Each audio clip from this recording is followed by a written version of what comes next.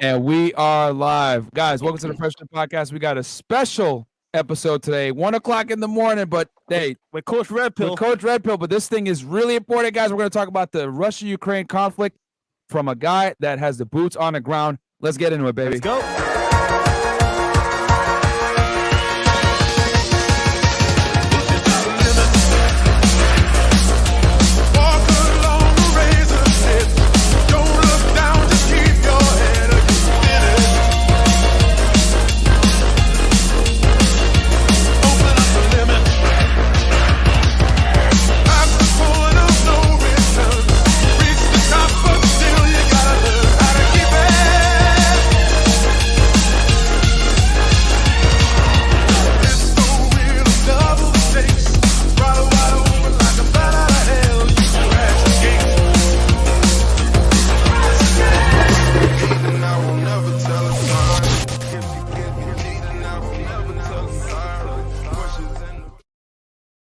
All right, we are back, guys. What's up? Welcome to the FreshandFit podcast. We got a special guest in the house, Coach fucking RedPill, man. This is going to be probably one of the most important episodes we've done in a very long time. As you guys know, there's a bunch of media coverage on the current conflict with Russia and Ukraine. And quite frankly, no one really knows as much as what's going on as Coach. And we brought him here today, and we're going to get the truth on what the hell is going on from someone that's actually there. Quick announcements, guys. We're only going to read super chats of 20 and up. We don't want to interrupt the show too much. Every single super chat that comes through will be shown on screen. And yeah, we got Mo in the back, but doing the production. Chris is in here, and Doll's in the house actually helping as well with the super chat. So she's going to highlight everything for y'all. There you go. And yeah, guys. So without further ado, Coach, can you introduce yourself to the audience, man? Sure. My name is Gonzalo Lira. I go by Coach RedPill on YouTube, and I started out as YouTube as a hobby, and kind of like took off. And then I was like winding it down last year, and then this whole situation has popped up, and yeah, just doing videos about it, and they've been very well received. And in fact, a few of my videos, my content have been picked up by a lot of people, by a lot of news channels in Russia and Ukraine, and so it's all over the place. Now, my background is I studied actually Russian history at Dartmouth and philosophy as well. I got a double major there, and I worked as a screenwriter and then as a novelist. I published several novels with big 5 publishers in New York. And after that, I just dedicated myself to different stuff, venture financing. I produced movies, I directed movies in South America, then got into the renewable energies business, and then other various projects. And now I'm living in Ukraine. My wife is Ukrainian. We have 2 small children, and I was, I live in Kharkov, which is eastern Ukraine. I've lived here for the last 5 years actually. Oh, wow. And the whole situation, I saw it very closely. I was monitoring it extremely closely, and it seemed very clear that there was going to be a war or some kind of issue. Not quite on this scale, but it was clear that it was going to happen. And what happened was that last Wednesday, the Wednesday before last, which was February 23rd, I flew out to Kyiv on some business I had to take care of, nothing particularly important. And I get there, and I stayed at the hotel, and the next morning at 6 a.m., my assistant back here in Kharkov gave me a call, and she told me that the Russians are coming. The Russians are coming, like they said in the movie. And holy cow, yeah, they invaded the city, and I was in Kyiv from Wednesday until Monday. And on Monday, I actually took a train back to Kharkov because that's something that they don't explain to you. A lot of times when a war is going on, a lot of the civilian stuff is still operating perfectly fine. Mm-hmm. And so anyway, I took a train and got to Kharkov here, where I am now, on March 1st. That was a Tuesday, I believe. Mm-hmm. And then Wednesday, I had quite the day. I saw a couple of bombings in the morning of Kharkov, and then I did an interview with an expert on Russia about things I had seen in Kyiv and that I was seeing now in Kharkov. And then later that afternoon, I saw my first airstrike, a Russian aircraft actually flying in and shooting a missile at a target inside the city. And then after that, on the afternoon of the what was it, March 2nd, some men came to get me, simply put, because they didn't really like the content that I was putting out. Because a lot of people here in Ukraine have interpreted my content as pro-Russian, and I'm not pro-Russian. I'm not pro-Ukrainian or anti-Russian or anti-Ukrainian. I try to be as neutral as possible and try to be as level-headed and honest as possible. Because I've never stuck my nose in Ukrainian politics. I've always thought that, Ukrainian politics is for Ukrainians. I am a guest in their country, but I am not going to stick my nose into it.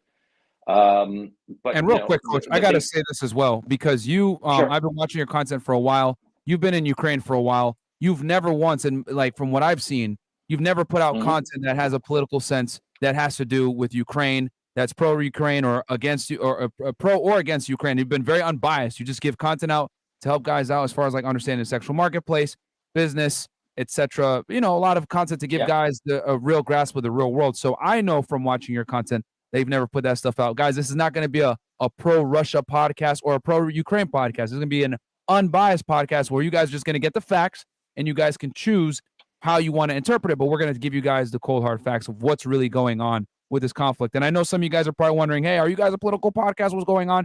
The reality is this, guys. You need to understand what the hell is going on in the world. We're not a political podcast, but we do have someone here that is well versed in it. I don't know if you guys heard, he went to Dartmouth, which is an Ivy League school. Okay.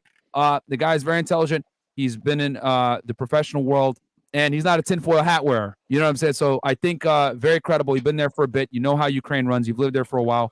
So, we got to give you your flowers and let people know that you're not just some crazy old man cooped up in Ukraine just talking about This is not one of these broadcasts. It's going to be a very unbiased, podcast where you guys are going to see both sides, and then you guys can make the decision. But I will tell you this: the mainstream media is not telling you guys the truth, and I'm gonna turn it back to you, man. Yeah, and also as well, think about this regarding this whole topic here. It may not affect you now, but in the future it could. Yes. And having the knowledge now to go forward with it will help you battle what's going on, because you never know what's happening until the truth comes out. Yeah, and Exactly. we're going to go deep in this, guys. We're going to talk about the U.S. dollar. We're going to talk about the conflict, everything, and you're going to see why this is going to tie back, and you need to know what the hell is going on. This goes beyond just smashing chicks, because this could affect you down that road anyway. But sorry, Coach, go ahead. Yeah, it'll affect your wallet. That's a key issue. That's a fact. Yeah. So anyway, look, the thing is, the reasons for the invasion, I'll get into them, and they're very good reasons. It's not that Putin woke up one morning and said, hey, let me go and invade Ukraine just for shits and giggles. He decided for very, very good reasons. And so if you don't understand those reasons, you're not going to understand how this war is going to be fought, and how the things that people in Washington and in Europe and Brussels are saying is just outlandish and stupid. Okay. So you have to look at things as they are, not as you wish they were. Bam. Putin is not a cartoon villain. He's not like, just evil incarnate. He is a very rational guy, and he's actually a very patient guy. When you start looking into the situation in some detail and some nuance, you start to realize that in your shoes, I can say this hand to heart. If I had been in Putin's shoes, I would have invaded Ukraine maybe 3, 4, 5 years ago, honest to God, because they were just poking at him, poking at the Russians for way too long. And I think that the bill finally came due. And the reason for it is because the Ukrainians basically were attempting to stage an invasion themselves of the Donbass region. It's just the breakaway area.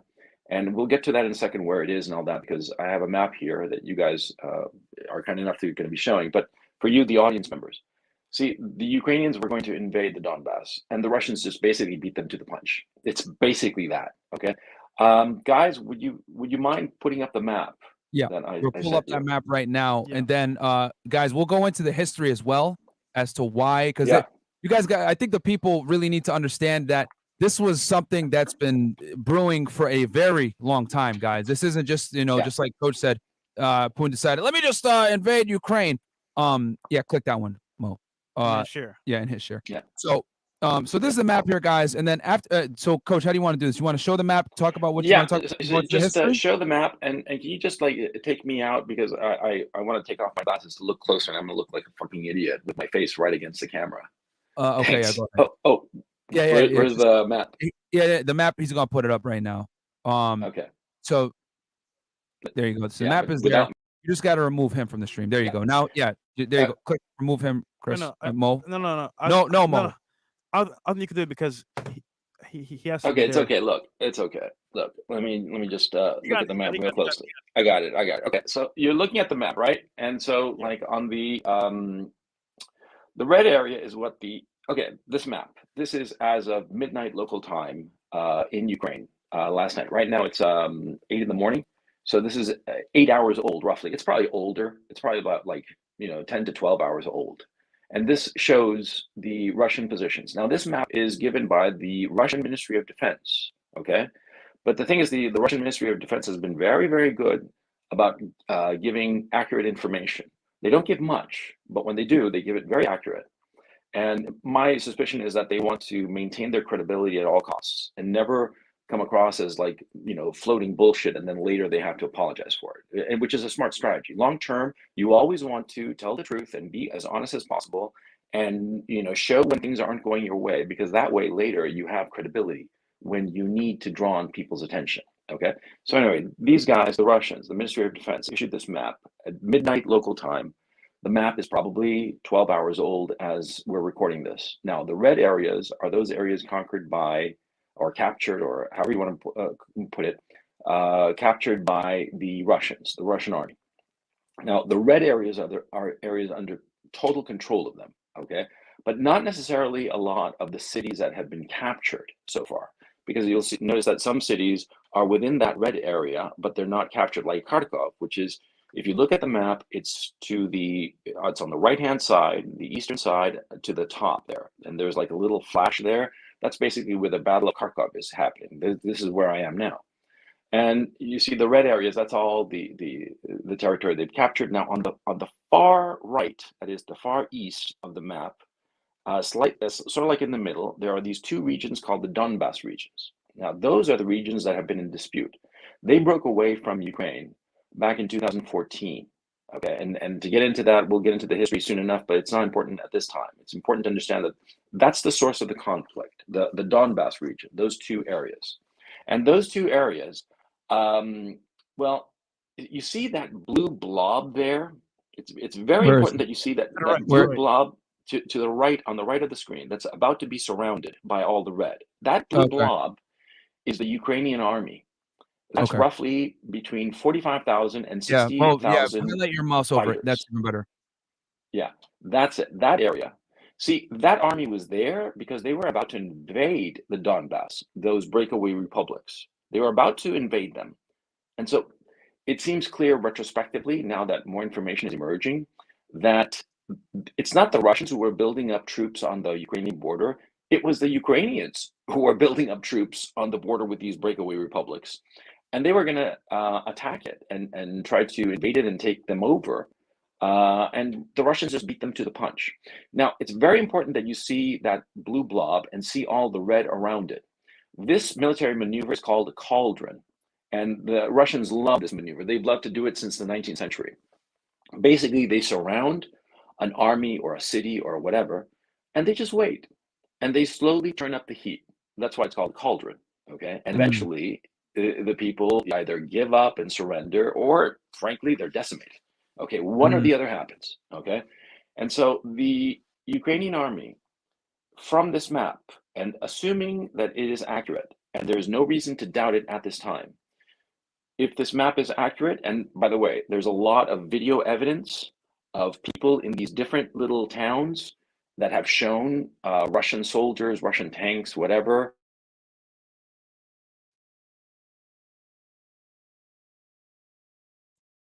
Oh, hold on.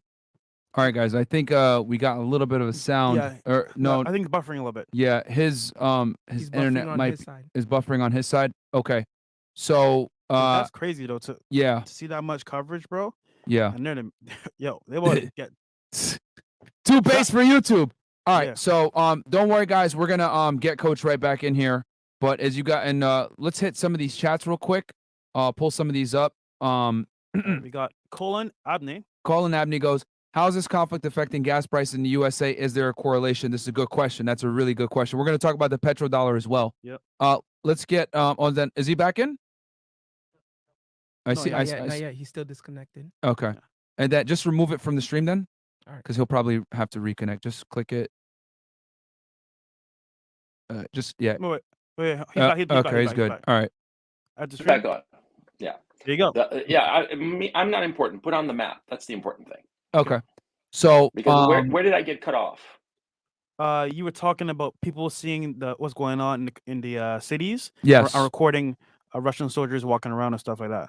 Right. So this map is accurate because of those citizen journalists, if you want to call them that. It's just random people who are uploading videos, and there are little landmarks that prove that they are in the cities that they claim. Okay.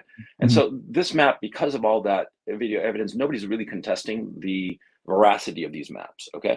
So the important thing is that army, the blue blob to the right, it's about to be encircled. And once it's encircled, highlight that for the audience. Yeah, the blue blob on the right, where that's the Ukrainian army, the main fighters of the Ukrainian army. They're about to be encircled.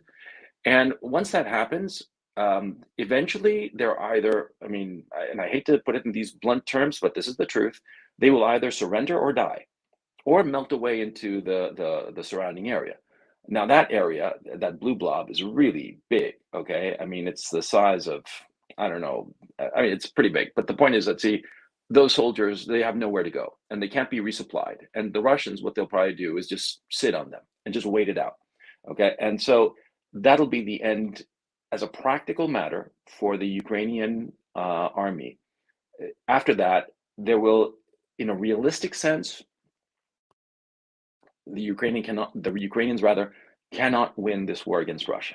They will, it's over. If those men are captured.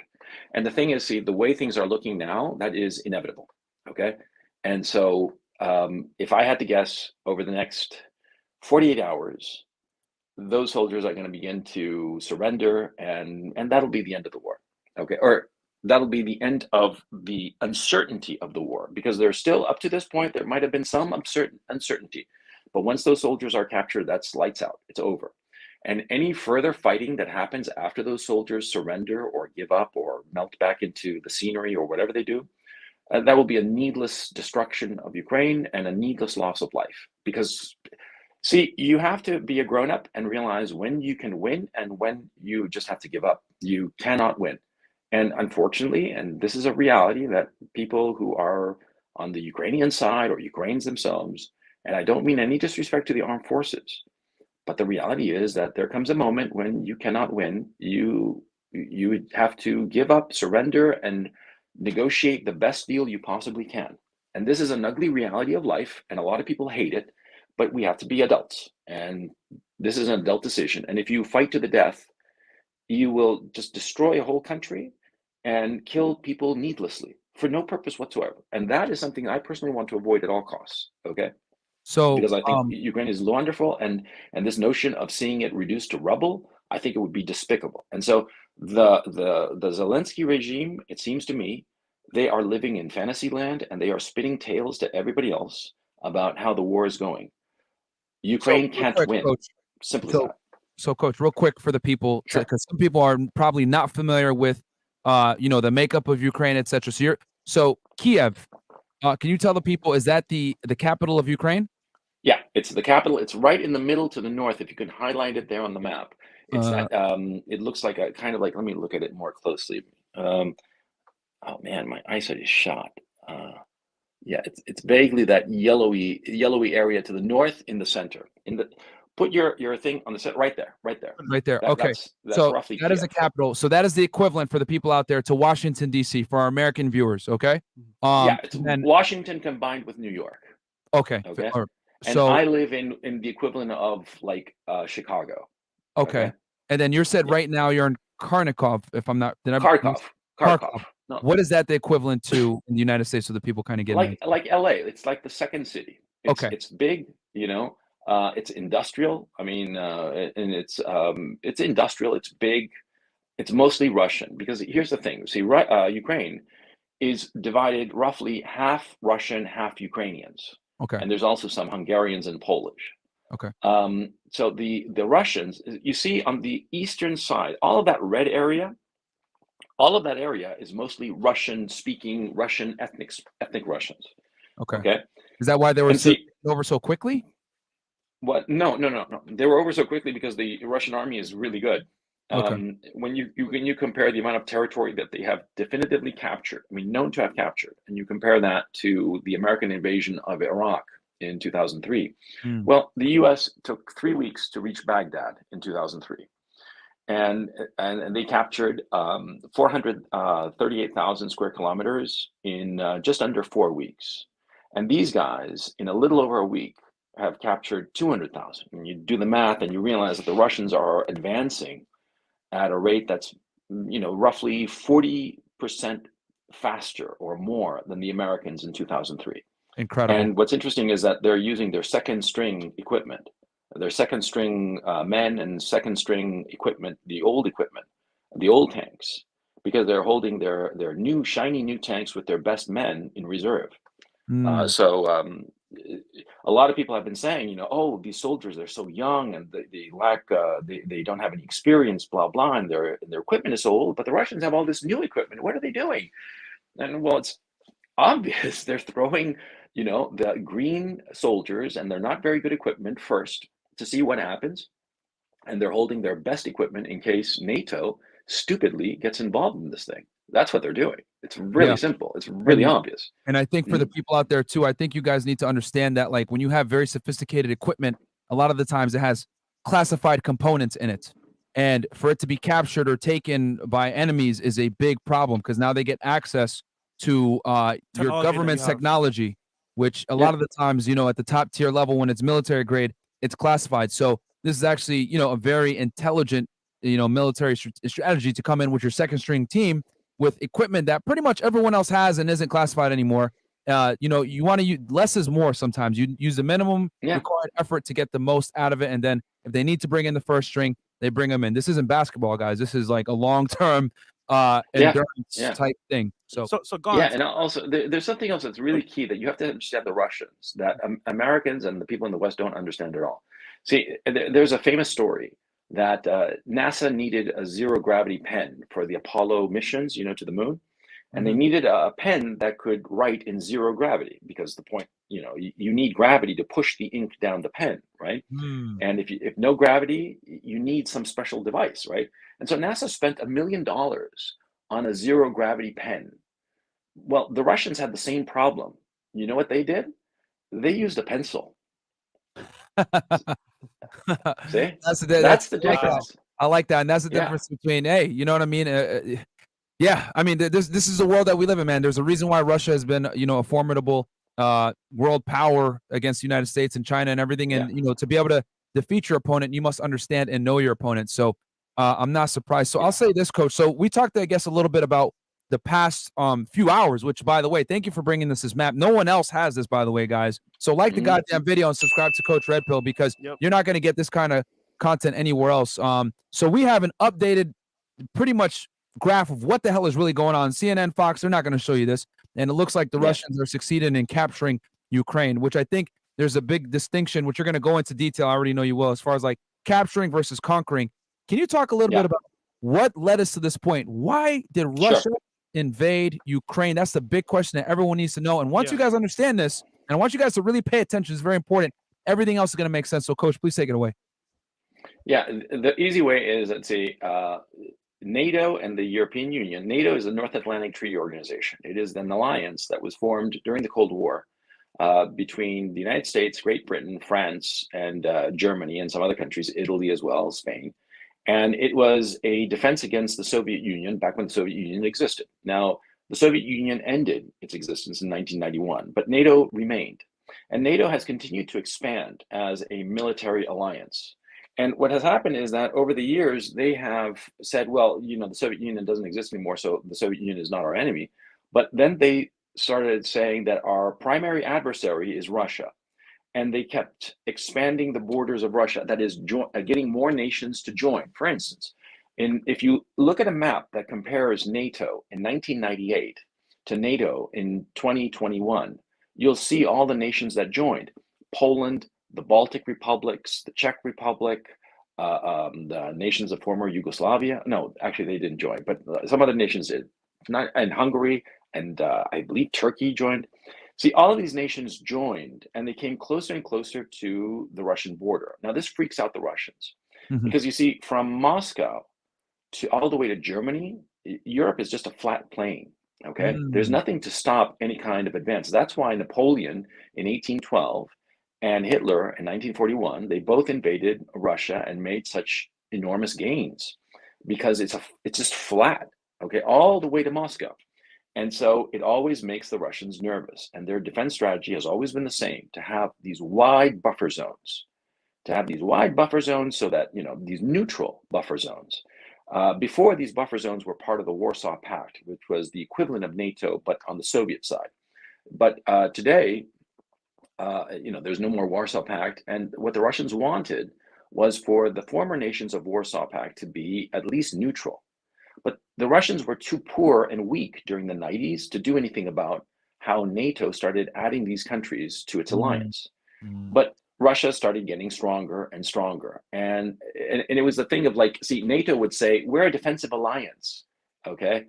You don't have to get nervous about us, and then would come closer to Russia. And then, the Russians would arm some more because they got scared of NATO coming closer. And NATO would say, oh, you're afraid of us? Why are you afraid of us? Are you trying to hurt us? So we'll come closer to you. Just poking at the Russians, okay? Now, you don't have to like Putin. You don't have to think that Russia is a democracy. You can claim that it is a despotic regime. You can say whatever you want, but their security concerns were legitimate. And see, Ukraine, I think that's very important for people to acknowledge that there are serious security, because people are going to try to, they're villains, whatever. There was a security concern, guys, that is very valid with flat land. So I want you guys to really understand that.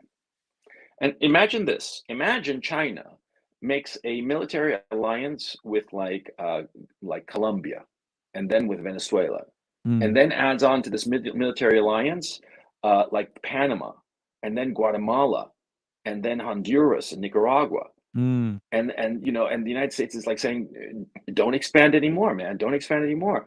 And finally, the Chinese alliance, we'll call it whatever you will, call it NATO if you want, start saying, hey, Mexico, you should join us. You should join us. Yeah, it'll be so much fun if you join our alliance. What would people in the United States say? They'd freak out. Of course they would. They wouldn't want to have Chinese missiles in Guadalajara or Oaxaca. You know what I'm saying? They'd freak out. And imagine if, the Chinese started sending military advisors, if the Chinese started a coup d'etat to overthrow the legitimate government of Mexico and installed a puppet regime that was pro-Chinese. Imagine if the Chinese started putting out all this propaganda that the United States is evil, that the United States is the devil, that Joe Biden is Hitler, and blah blah. And imagine if the people in Mexico City said, yeah, we hate America, and they started saying, we should take back Texas, because Texas, they stole it from us. It's ours. We're going to take it back. And that kind of egging on kind of thing. What would the United States do? The United States would eventually invade Mexico, right? Yeah.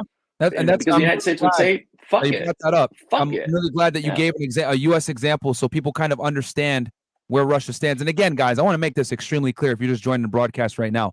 We're not Putin sympathizers. We're not pro-Russia, nothing. We're just giving you guys an unbiased look as to what led to the invasion. And real quick, we're going to kill the Twitch stream. We're going to kill the Twitter stream. Everyone, you come over to YouTube if you want to watch, because I already know this is about to get more based. So, guys, your Twitch stream getting killed, Twitter stream getting killed. Come over to YouTube right now, Fresh and Fit. We're live. Check us out over there. So, sorry, Coach, go ahead. That's okay.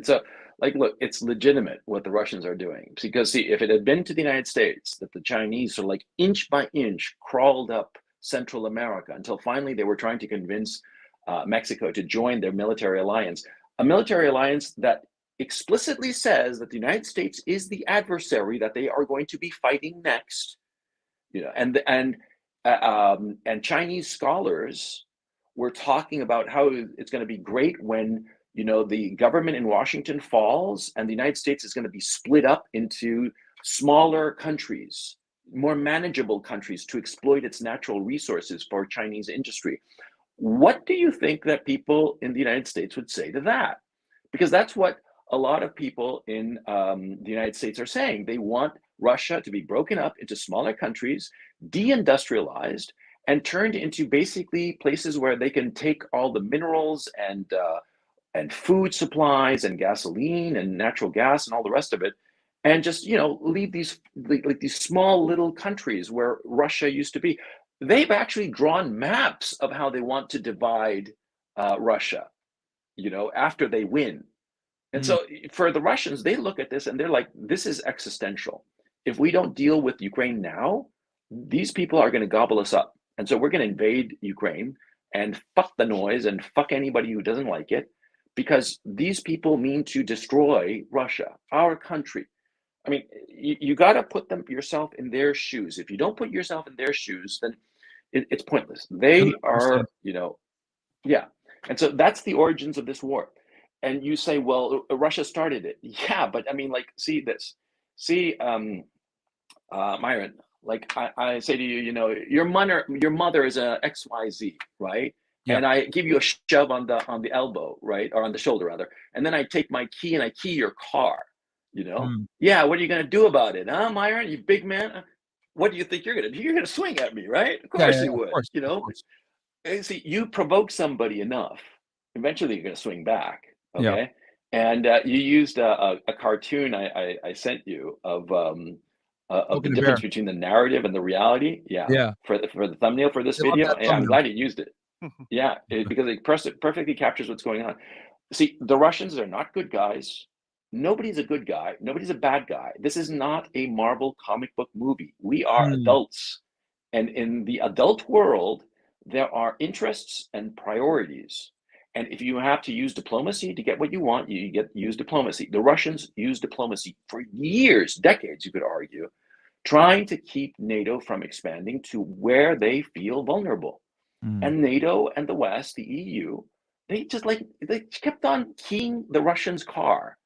And so now they're all surprised. That's the thing that I find just despicable. They're all surprised by what's going on, as if they hadn't provoked this situation. Again, you know, if I insult your mother, you know, shove you around and key your car, of course you're going to swing at me. It's human nature. Come on. Same thing is happening here. And the thing is, see, the Russians, they are not going to quit. The Americans are talking about like imposing a new no-fly zone in Ukraine. Okay, first of all, to the audience, if you ever hear anybody say that, know that they're a fucking idiot. Okay, not like a little bit retarded, but full on, full spectrum, 0 IQ points, fool. Okay, because see, the only way you can impose a no-fly zone is if you have a distinct, like at least 2 tiers of advantage over the opposing force. And the reality is that the Russians have more advanced and sophisticated weapons than the Americans. And that's a fact. And the Americans don't like that fact. They don't like talking about it. But some of the Russia's weapons are superior to the weapons of the United States. And certainly their air defense systems, the Russian air defense systems, are far superior to the Americans. The Americans would be blown out of the sky if they tried to impose a no-fly zone. That's a reality. I just want to emphasize this. Yeah. This is you got to understand the limitations, your own limitations, your country's limitations, and not be led down a garden path. You know what a garden path is? It's when you're told, oh yeah, you can do it. Go ahead, walk down that garden path, you'll be fine. And then you get to the end and you discover that there's a lion there that's going to chew your head off. It's crazy to be talking about a no-fly. So Coach, is that the reason so since they have such a strong, I guess, air defense, is that because there's basically no? Oh, did you get a? Boom! It drops some facts, and then it's the. Yo, so question, Myron. Just while he's not here. Yeah, he's gonna come back, guys. Remember, guys, he's in Ukraine, so the internet's gonna be a little bit spotty. We got 4,000 y'all in here. He's back. So he's back. All right, he's back in. So Coach. So, Coach, I was gonna say, I told y'all this interview is gonna be too base. Too base. So you mentioned that our air defense is inferior to the Russians' air defense.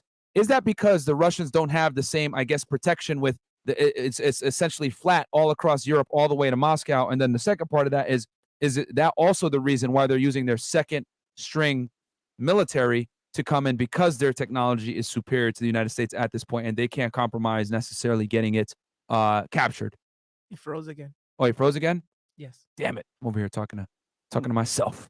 All right, guys, give us a second here. Yo, in your opinion, do you think if America got involved, this current state of Ukraine and Russia, and they attack Russia, we could possibly win? We need to stay out of it, personally. Bruh. I honestly think we need to stay out of it. Because I'll tell you this, my prediction too is, guys, again, we don't talk about politics often, but this is just our predictions. We're not, political experts, or we don't necessarily subscribe to a side. But I personally think, right, I feel like, as they would say, merch, I personally believe that next is going to be China and Taiwan. Bro, that's what I think is going to come next. I forgot what it was. There's a weapon that Russia has. It's like crazy, bro. I remember seeing it on Google, and like if they let that go on us, bro, we're done, bro. Yeah, I mean all the nukes and shit like nukes. that, bro. Everybody, yeah. Bro. I mean all the world powers have them. Crazy. It's crazy. But if Russia successfully which they will take Ukraine, China's going to take Taiwan next. But Coach, are you there? Yeah, I'm here. Yeah, and that's fine. We can go without the video if needed. I will say this, Coach. So you mentioned when you left off, you had mentioned that Russia right now at this point has superior military technology to the United States. First, I was going to say, number one, how do you know that, if you can disclose? And then number two is the reason they have a superior air defense because of all the flat land, from France all the way to Moscow? And then also, is that the other reason, since they have superior technology, why they have the second string essentially going in first, so that if NATO or the other world powers were to come in to Ukraine and they, somehow align and, capture some Russians, they would not be able to, get that new technology that the United States and or NATO might not necessarily have access to yet?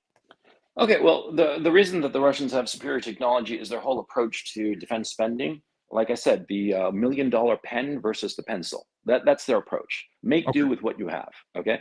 And they put a lot of resources onto those things that they know will achieve a specific objective that they want.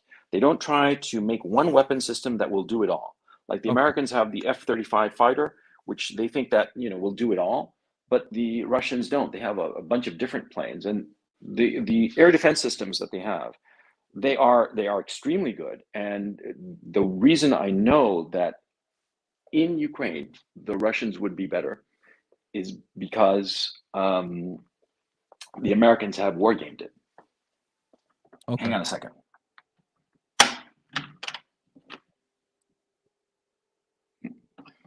Guys, do us a favor. Do you hear that? Like the video. Do you hear that? Do you hear that? It's an air raid siren. I don't know if you can hear it. Damn. Yeah. Oh, we hear it. Yeah. Damn, that's crazy, bro. I'll tell you this. There. Yes, I'll tell you this. Whoa. CNN ain't gonna give y'all this. Yo, Silent Hill, the movie? Yeah. You know the siren that comes on? I never saw the movie, but I did hear of That's it. just scary, bro. Hey, man. That. I'll tell you guys. All you guys out there that are saying, "Oh, he's not really there." Coach, you watch that movie? Well, anyway, like I was telling you, look, the Russian, it's their backyard, man. Simple as that. Yeah. Okay. Yeah. It's their backyard, and the Americans have wargamed fighting the Russians in Eastern Europe, and they lose every time. Okay. Just as the Americans lose every time against the Chinese when they invade Taiwan. Okay. The only time that they've ever won a war game against China was when they assumed that America had weapon systems that aren't even on the drawing board. Okay. So that's just make believe. It's like, like you and I get into, we war game fighting each other, and, I'm out of shape and I'm an older guy and all that. And I say, oh yeah, well, I'm just going to pretend that I'm like 30 pounds heavier and all muscle. Well, yeah, sure. Like in those conditions, you'll win in the stupid war game, but it's not real. Can you tell the people real quick what a war game is for those that might not necessarily know? Is that like a scenario where military personnel play it out, or how does that work? Yeah, it's basically they play it out. Okay. And they usually pick their best officers to be the opposing force. And the opposing force, of course, that's what you want. You want your top tier guys to play from the point of view of your opponent. Okay. And so they play it out. It's basically a meeting. I mean, nothing flies around, nothing gets blown up. That would be cool, but that doesn't happen. It's just basically a conference that takes place over a week usually. And they bring a lot of people who are very capable officers and whatnot, and they come together and they figure out, well, what would happen? We would do this, and then we'd do this, and it's a whole scenario. And the conclusion was definitively that the Russians would win in Eastern Europe. It's their backyard. I mean, it's like saying that the United States would not win a war in Canada. All right, come on. It's right the backyard. We know it, and we are it's. So anyway, the point of real quick, Coach, because now it makes sense, because you said that they're going in with their second string people and their second string technology, and if you're saying that pretty much that Russia has superior technology, that makes sense that they would not invade using that stuff, because if NATO and the United States were to intervene and they potentially can capture some soldiers, now they got access to weaponry that might not necessarily they might not have access to, which now it makes sense from why they would send a second string team in. But it's always good in a kind of situation like this, in a war, because, like, for instance, when you're playing in basketball or something like that, you want your best people, okay, because it's short. But this thing is long haul, right? And that's something else I noticed that a lot of people didn't quite understand in the United States. They think that Putin failed because he didn't capture the whole country in 2 days, and you're like, dude, are you insane? I rode a motorcycle across all of Ukraine, from the eastern tip to the western tip, okay? The vice versa, from the western tip, from Lviv, all the way to Kharkov. And I went through Lviv, Khmelnytskyi, Kyiv, Poltava, and Kharkov. It took me 4 days on a motorcycle, on a creamy highway. It was just cold. That was the only thing. I did it in December. It was cold as balls. But it's a big goddamn country, okay? Yeah. So the notion that you can invade it, you capture the whole thing in 2 days, it's just like, are you smoking something? I mean, how big is the state? How big is it? Like, if you were to compare it to like an American state, possibly? Oh, it's bigger than Texas. It's bigger than Texas. Okay. Yeah, a lot bigger than Texas. I mean, I don't actually know how big Texas is. You'd have to look it up. But Ukraine is 600,000 square kilometers. 600,000 square kilometers. Wow. 606. Go ahead. So just knowing this, right? In your opinion, because obviously it's just might be your opinion. Sure. Let's say America did get involved, or NATO, with this They'll whole get their asses handed to them. Would Russia completely wipe out? You think? Yeah. Oh yeah. Yeah. And I heard that they have this like weapon. I forgot what it's called. That like is crazy. Like something about like hypersonic missile. Yeah, hypersonic missiles. But they wouldn't use that. They wouldn't need to. No, what they'd do is that, they'd have forward air operations across all of Europe, because the United States doesn't have that much equipment in Europe, okay? I mean, they have a lot of equipment, but the man and shit like that, okay? So the Russians, what they would do is just a forward advance operation of just like bombing the ever-living shit out of all the weapons depots, all the equipment that NATO has stored in Western Europe. And the Russians know exactly where it is. And so they bomb the fuck out of those things. And they use, like, for instance, hypersonic missiles, that those things, there's no defense against them because they're too fast. They're going at 7 to 12 times the speed of sound, okay? Damn. I mean, an aircraft barely goes at 60% of the speed of sound, okay? And here we're talking about, a weapon that minimum is going 10 times faster than an airplane, okay? It's just... And it doesn't even need to carry a payload. I once read about it, that they said that if they just put like lead in the warhead, the kinetic impact would be so powerful that it would be like a bomb. You don't actually need explosives on the fucking thing, okay? That's how fast this goes, okay? And so, the notion that the Americans would just waltz in and, take over Ukraine, no. And the other thing too that's key here is that, Ukraine doesn't matter to the United States. They don't give a shit about you. I mean, honestly, what's there? Cows and wheat, right? I mean, that's it. But for Russia, it's existential. They will fight to the last man over Ukraine, and that's something that NATO just doesn't seem to understand. Just as if the Chinese tried to invade Mexico, Americans would fight to the last man for Mexico. To make sure that the Chinese don't take it over. Yeah, of course. Yeah. And so, Coach. Go ahead. So we talked about, because people want to know why is Russia invading Ukraine. So we got the first one. They want to stop NATO expansion, because that would put the Russians in a compromising situation where other world powers that oppose Russia would be able to essentially have nuclear missiles pointed at Moscow, and they don't want that, which makes complete sense from a security standpoint. Are there other reasons as to why Russia invaded Ukraine that the media is not necessarily covering? Oh yeah, there's the persecution of ethnic Russian speakers, ethnic Russians and Russian language speakers, especially in the East.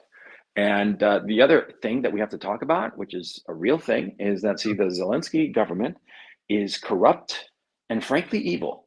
They are bad people. They were put there. They are in power. They were backed by a gangster billionaire oligarch called Ihor Kolomoisky. And he's the current president of Ukraine, right? For those that might not know. Zelensky is the current president, and he's like being lionized, and he's like, everybody thinks he's so cool. He's a criminal. He's this is what he is. He started as an actor, okay, and he was a successful actor. And what happened was that in 2015, this oligarch, this Ukrainian oligarch, a guy called Ihor Kolomoisky, who is from Dnipropetrovsk, now called Dnipro, well, in Ukraine, of course. Well, this guy, he had political ambitions, this oligarch, and he failed. He ran for president in 2014. He got like 2% of the vote. Nobody paid attention to him, right? And so what he decided to do was create his own political party, and he created this TV show called Servant of the People that was about a school teacher who goes viral because of this video ranting about the corruption in Ukraine. And the TV show is about how this president, it's like a comedy, but it's about how this president wants Ukraine to join NATO and the EU. And this Kolomoisky, he owns the largest media company, or one of the largest media companies in Ukraine. And so he pushed this show, which from people who have watched it, I don't myself have watched it, but people who have watched it said, yeah, it's amusing. It's a little, it's a TV show, right? But they pushed it really hard. And it ran from 2014 to 2019. And get this, in 2018, 2019, Kolomoisky, through agents of his own, created a party called Servant of the People. And by the way, everything that I'm telling you, this is on Wikipedia, okay? This is not me giving you like insider information. This is known, okay? Yeah. For all the guys in here that are saying biased about Coach, don't worry, just keep listening, guys. And all this stuff he's telling you guys is the truth. You can look this up. Yeah, Zelensky was an actor, and a successful one, before this TV show. And that was part of the reason that he was hired, because he was an extremely successful actor. I mean, he was like a movie star in Ukraine, right? And he's on the show, and the show's premise is that he's trying to get Ukraine to join NATO and the European Union. And there are funny scenes of Zelensky when he was an actor talking to, actors playing Angela Merkel or actors playing Donald Trump, that kind of scenario. All of it to encourage the notion of Ukraine joining the EU and NATO, which Russia did not want at all costs, okay? So anyway, they sort of like created this political party called Servant of the People, and they put Zelensky as the presidential candidate, and that's how he became president. And they spent so much money on PR and all kinds of stuff, also all kinds of shenanigans. Now, this Kolomoisky guy, you got to understand who he is. This guy is fervently anti-Russian. I mean, like really anti-Russian. I mean, he hates the Russians with a passion. Right? And he is also the guy who has financed a bunch of militia forces in Ukraine, including the ones that have been repressing people in the Donbass region. Okay, now these militia, they're bad motherfuckers. Okay, one of them is called the Azov Battalion that people have heard about. Right now, they're making their last stand at Mariupol. These guys are thugs. Simple as that. Okay, they are thugs and they are gangsters. I mean, Kolomoisky is actually Jewish, but he went so far as to fund neo-Nazi groups. I mean, it's like, yeah, to put support, paid support, muscle behind Zelensky. And the Zelensky regime has shut down opposition television stations or Russian language television stations. He has persecuted and harassed and imprisoned and disappeared journalists. He's also gone after political opponents. He's even gone after, using mechanisms of the state, illegally gone after the previous president, who was kind of like a piece of shit, but not as big of a piece of shit as Zelensky is turning out to be. And now what's going on, and this has started this past Monday, the Zelensky regime has been persecuting, you know, like really small fry people. Can you pull up the Daily Mail article, please? All right. Aren't you nervous that they might come after you? Well, they did already. On Wednesday, they, you know, some of their thugs came looking for me to my home. I don't know how they got my address. Well, actually, I do, probably because of the, these thugs have access to municipal records, and the municipal records state where I live. And these thugs came for me, and it was just chance that I wasn't there. I was outside smoking a cigarette when I saw them walk in. You No, know? Chrome tab, Mo. Chrome tab.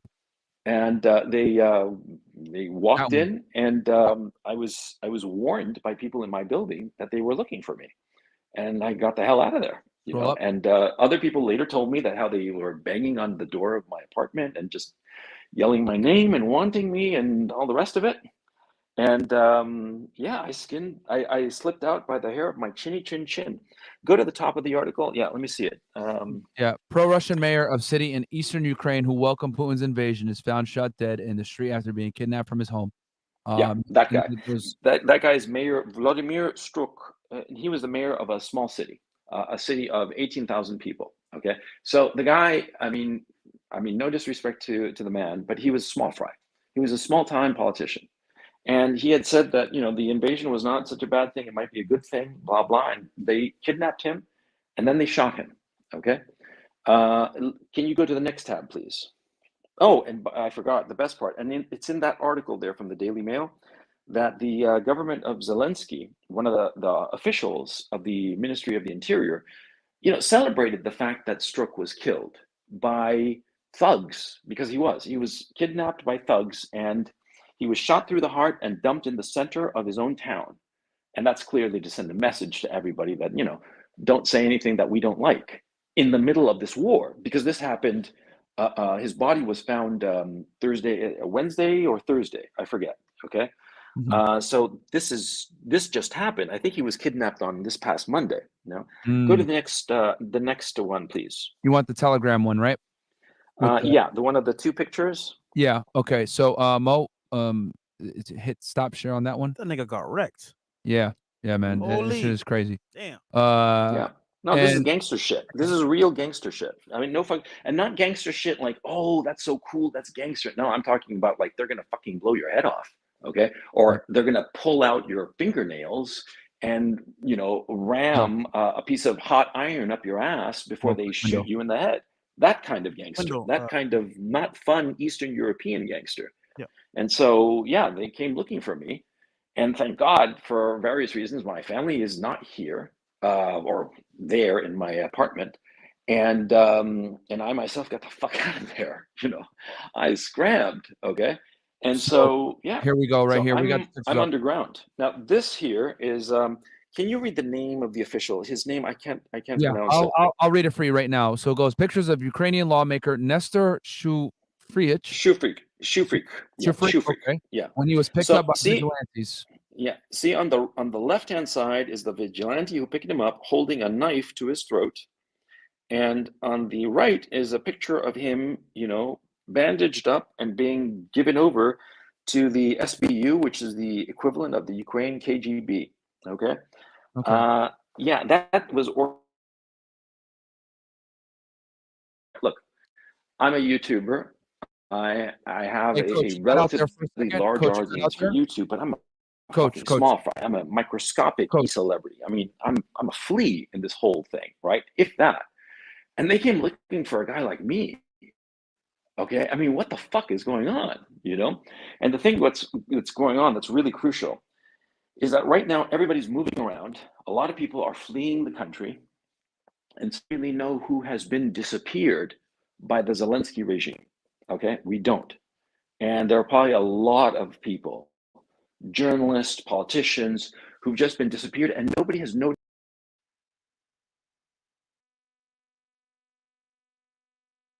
Hey, Coach. All right. So give us a second again. It's you know, we're doing what we can here with the internet. And yeah, guys, don't worry. I see you guys in the chat. You know, it's mix and mix. You know, hey, you know, you say what you guys want to say, man. We're checking. You know, we're hearing another perspective here. Yeah, Okay, people aren't liking it, and people are saying that I'm lying. Yeah, yeah. sure. Well, it's Why don't half you and show half. that video? It is what it is. But coach, I will say this. They cut out there. You said that these guys are like the equivalent to like Russian KGB, and then you cut out there. So and KGB, Okay. can you tell the people what KGB is? Because some people might not know who they are or Yeah, what they do. KGB was the Soviet Union's secret police. Okay. They're like CIA, but really fucking evil. Well, as evil as the CIA, because the CIA is fucking evil. But anyway, this guy who is a lawmaker, he's like a congressman in Ukraine. Okay, Pull that he's picture up. not some Mo, random again. guy. Yeah, the picture. There's two pictures of yeah. Show that picture so that everybody gets a good look at him. You know, the picture there on the left. You see, that's a gangster holding a knife to that man's throat, to what's his face's throat, right? And this guy is Oh, like the a selfie. congressman in Ukraine. Yeah, Yeah. yeah. I mean, Strufrich is like a congressman, and hello. Yeah, No, we got you, he coach. hasn't done anything. Yeah, he hasn't done anything illegal or anything of the sort. But he's being charged that he was trying to pass information to the Russians. You know what he did? He saw passing tanks and he took some pictures. And shit, you take some pictures of some passing tanks. It could be fucking anything. It doesn't mean shit. And he took pictures of it, but they're using that as the excuse to charge him with treason, that he was passing information to the Russians, which is a lie. But it's the kind of gangster government that we have here. Putin has said that he wants two things of Ukraine. He wants to demilitarize it, that is, make it neutral, so that no weapons in Ukraine pointed at Russia, which is fair. And the other thing that he keeps saying is that he wants to denazify it. I think it's not quite Nazis. It's more like gangsters, like full-on gangsters. And I can tell you, because I've done business in this country, that people who are connected to the government, they can come and steal your shit. Like, you own shares in a company, they can come and steal it. You own some property, some apartment or some land or whatever, they can come and steal it. And they do. And I know people personally that this has happened to. It is a gangster mentality. It is, And coach, I want to say uh, this uh, too, to anarchy. kind of Mhm. back up what you were saying. Andrew Tate talked about this in detail in Romania, and I don't think people understand how how Eastern Europe operates, and we really are coddled here in the first world. Is there corruption? Of course, but when you go over to Eastern Europe and you're in these poor countries, guys, this is what's going on, and we've had many discussions with Andrew Tate about this, about how you have to move differently when you're in places like Russia, Ukraine, Romania, Yeah. Moldova, etc. Yeah, This you whole don't fuck with because you never know who you're fucking with. Okay, yeah, so you can't come up with a loud mouth and act like you own the fucking joint. Okay, yeah, and these people in Ukraine, especially, are look. The corruption going on in Ukraine has been deliberate. It's mm, been deliberately fomented by the Western powers, by Europe and the United States. I mean, the Biden family views Ukraine as its own private piggy bank. Ukraine has paid off so much money to the lobbyists in the West. It's unbelievable. It's one of the number one top contributors, rather, to the Clinton Foundation. The whole of Ukraine is viewed by Western politicians as a place to make some money, for doing nothing. I mean, corruption, really. And the leadership is filled with gangsters, and that's a reality. And so when Putin says denazification, it's not quite Nazis. It's more these thugs that run things. And now look at the first picture. I mean, it's not a picture that I sent you. It's a different picture. The first round of negotiations between Russia and Ukraine. And you look at the picture on the left-hand side, you're going to see a row of diplomats. They're like old gray men with very nice suits, and looking very professional. And on the right, you're gonna have guys with like baseball caps and hoodies, and they look like fucking thugs, because they are. Okay, I mean, you got to understand that the Zelensky regime is run by fucking thugs. That's what's going on. Okay, okay. and they're criminals. They're scumbags. Yeah, these are just two examples that have happened now, like now, in the last few days. This lawmaker, right? And the previous picture of the mayor struck, when you show, go back to that tab so you can show a picture of Mayor Struck, He was just some, local politician, no big deal. one, He was pro-Russian, but so what? Everybody there was pro-Russian. If you scroll down a little bit to see his picture, there you go. He's just a guy, and that guy got kidnapped, by thugs, shot through the heart, and his body dumped in the middle of his own town. And it's to send a message. It's the way thugs think, okay? Mm. And the government of Ukraine, and you want to show that video at the end of it? Yeah. It's gonna be the third one, Mo. No, not here. The next one. Yeah, the next tab. Yeah, there you go. Show that video. That's a Ukrainian SBU officer. Is it acting crazy? Yeah. Well, if you can't run it, basically it's that Just guy yelling at the politician. Stop sharing and then refresh on the other end. All right. Sorry. Go ahead, Coach. Yeah. What I'm saying, it's basically that SBU officer yelling at the guy. Mm-hmm. Look, the Zelensky regime are criminals, and I'll tell you something else. It seems clear to me that they are deliberately creating the conditions for a humanitarian catastrophe, so that the Russians look bad, so this humanitarian catastrophe or this horrible images will get people in the West to join Ukraine. But you got to understand that Ukrainian government, the Zelensky regime, they are fucking criminals, okay? Because they are right the fuck now, they are gathering up people. And they came looking for me, and it was just blind fucking luck that I slipped away. Blind luck, okay? I mean, I'll tell you right now, that scared the ever living fuck out of me, I mean, I've never been involved in any fucking criminal thing in my fucking life, man. My extent of my criminal career, I'll tell you right now. In 1996, I got a ticket from the cops in LA for an illegal U-turn. And in 2001, I got ticketed in New York City for walking my dog without a leash. That's my criminal career. I've never been arrested. I've never been involved in any kind of mafia gangster shit. And so when, thugs show up at my home, banging the door, then they want to, and I mean, they want me rather, and they want to fucking take me God knows where and do God knows what to me because of a fucking video I made that went viral in Eastern Europe. You're an American, so it's like these fuckers don't give a fuck about anything, man. I mean, you got to understand that, okay? And especially now that they're losing, and that's the thing that scares me. See, they're losing, and so they know it. And so like rats on a sinking ship, man, they want to get away. And at the same time, they're going to lash out at anybody that they can. So you want to stay the fuck away from them. Because like I said before, at the beginning of this conversation, those 45,000 to 60,000 troops that are there, nobody's quite sure how many there are, but there are at least 45,000. Some people claim that there are as many as 100,000, but I tend to discount. That seems excessive, but it doesn't matter. The point, once that army is captured, that's it. That's basically the end of the fucking war, okay? And these guys, they're kind of trying to get the fuck away from Ukraine because they know that the Russians are going to go looking for them because the Russians have said so. They said, we know who you are. We are going to get you. And the Russians don't fuck around that kind of way. You know what I'm saying? Okay. So Coach, so we went over, so first we covered, for some of you guys that are joining, we're up to 4,600 live viewers right now on YouTube. Guys, like the video. It could be anywhere else in the world, but you're here with us, or you watch it from somewhere else in the world, I'm assuming. Who knows? This is a lot of like crazy stuff going on. So if you guys are just joining us, quick little summary. First, we talked about what's going on. Pull up that map, Mo. That basically shows that Russia is definitely capturing large portions of Ukraine as we speak, and they've done it at a alarming rate, faster than the United States did with Iraq. We spoke about why the predominant reason, and correct me if I'm wrong, Coach, on any of this, reason why Russia invaded Ukraine was because essentially to keep the Western powers in NATO from expanding into Ukraine and being able to have a tactical advantage. Russia's doing it out of a security for their own country.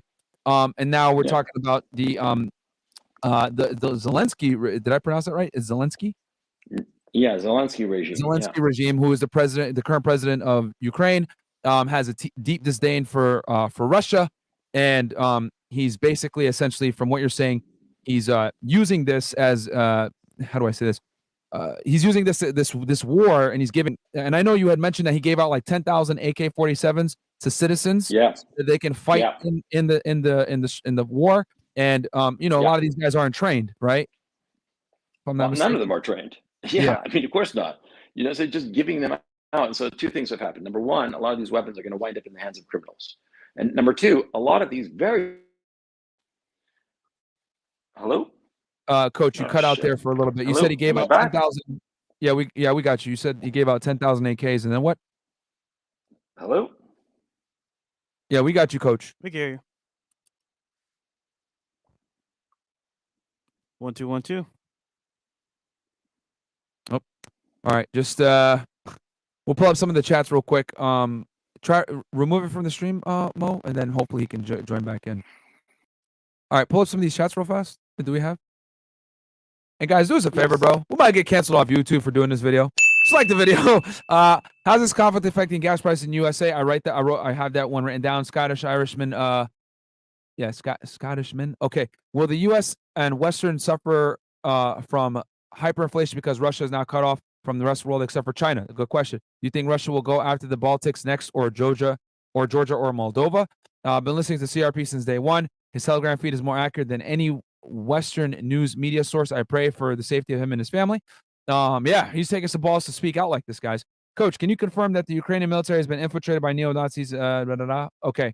We'll bring that question up. These are all questions for him. Absolutely. They've been infiltrated by neo-Nazis, and they're not even like infiltrated. They say outright that they're neo-Nazis. Okay. Hello, do you hear me? Yeah, we got you now, Coach. So, Yeah. Coach, so I was summarizing what we had been talking about. People have some questions for you. Yeah, people have questions. We'll hold the questions till the end, so because he might answer your guys' questions. And don't worry, I know some of you guys are asking questions about oil and stuff like that. We're going to talk about the petrodollar as well. We got y'all. Don't worry. So we talked about the Zelensky regime, which obviously is very important to understand. His I guess his regime. So you were talking about him handing out AK-47s. Can you talk a little bit about that as well? Yeah, sure. Yeah, like if I hand out an AK-47 or 74 actually, AK-74s, just hand out these weapons, automatic weapons, to random civilians, two things are going to happen. Number one, some criminal is going to sidle up to him and say, "Hey, I'll give you $100 for the gun," and the civilians say, "Sure," because yeah, that's how people are.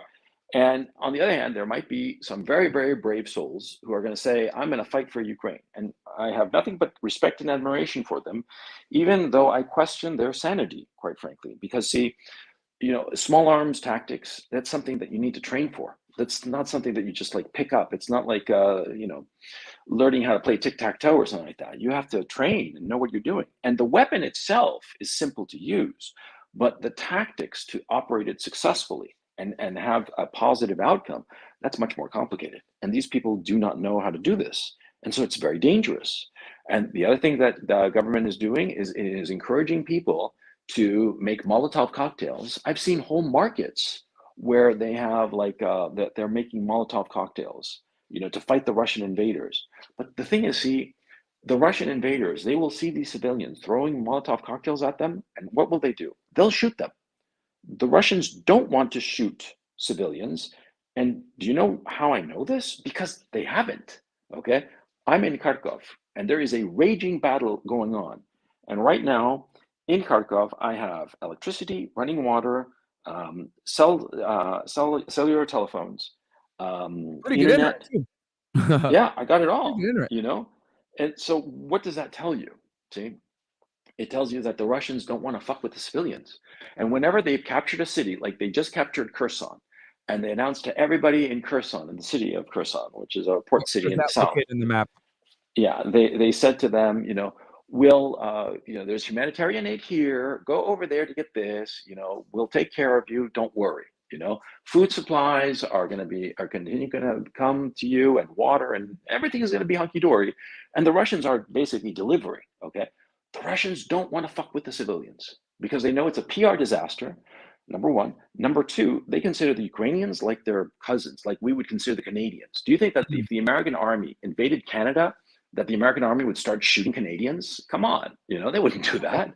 And so it's sort of like that situation. They have no interest in hurting the civilians, and they've made it clear from the very beginning of this war, okay?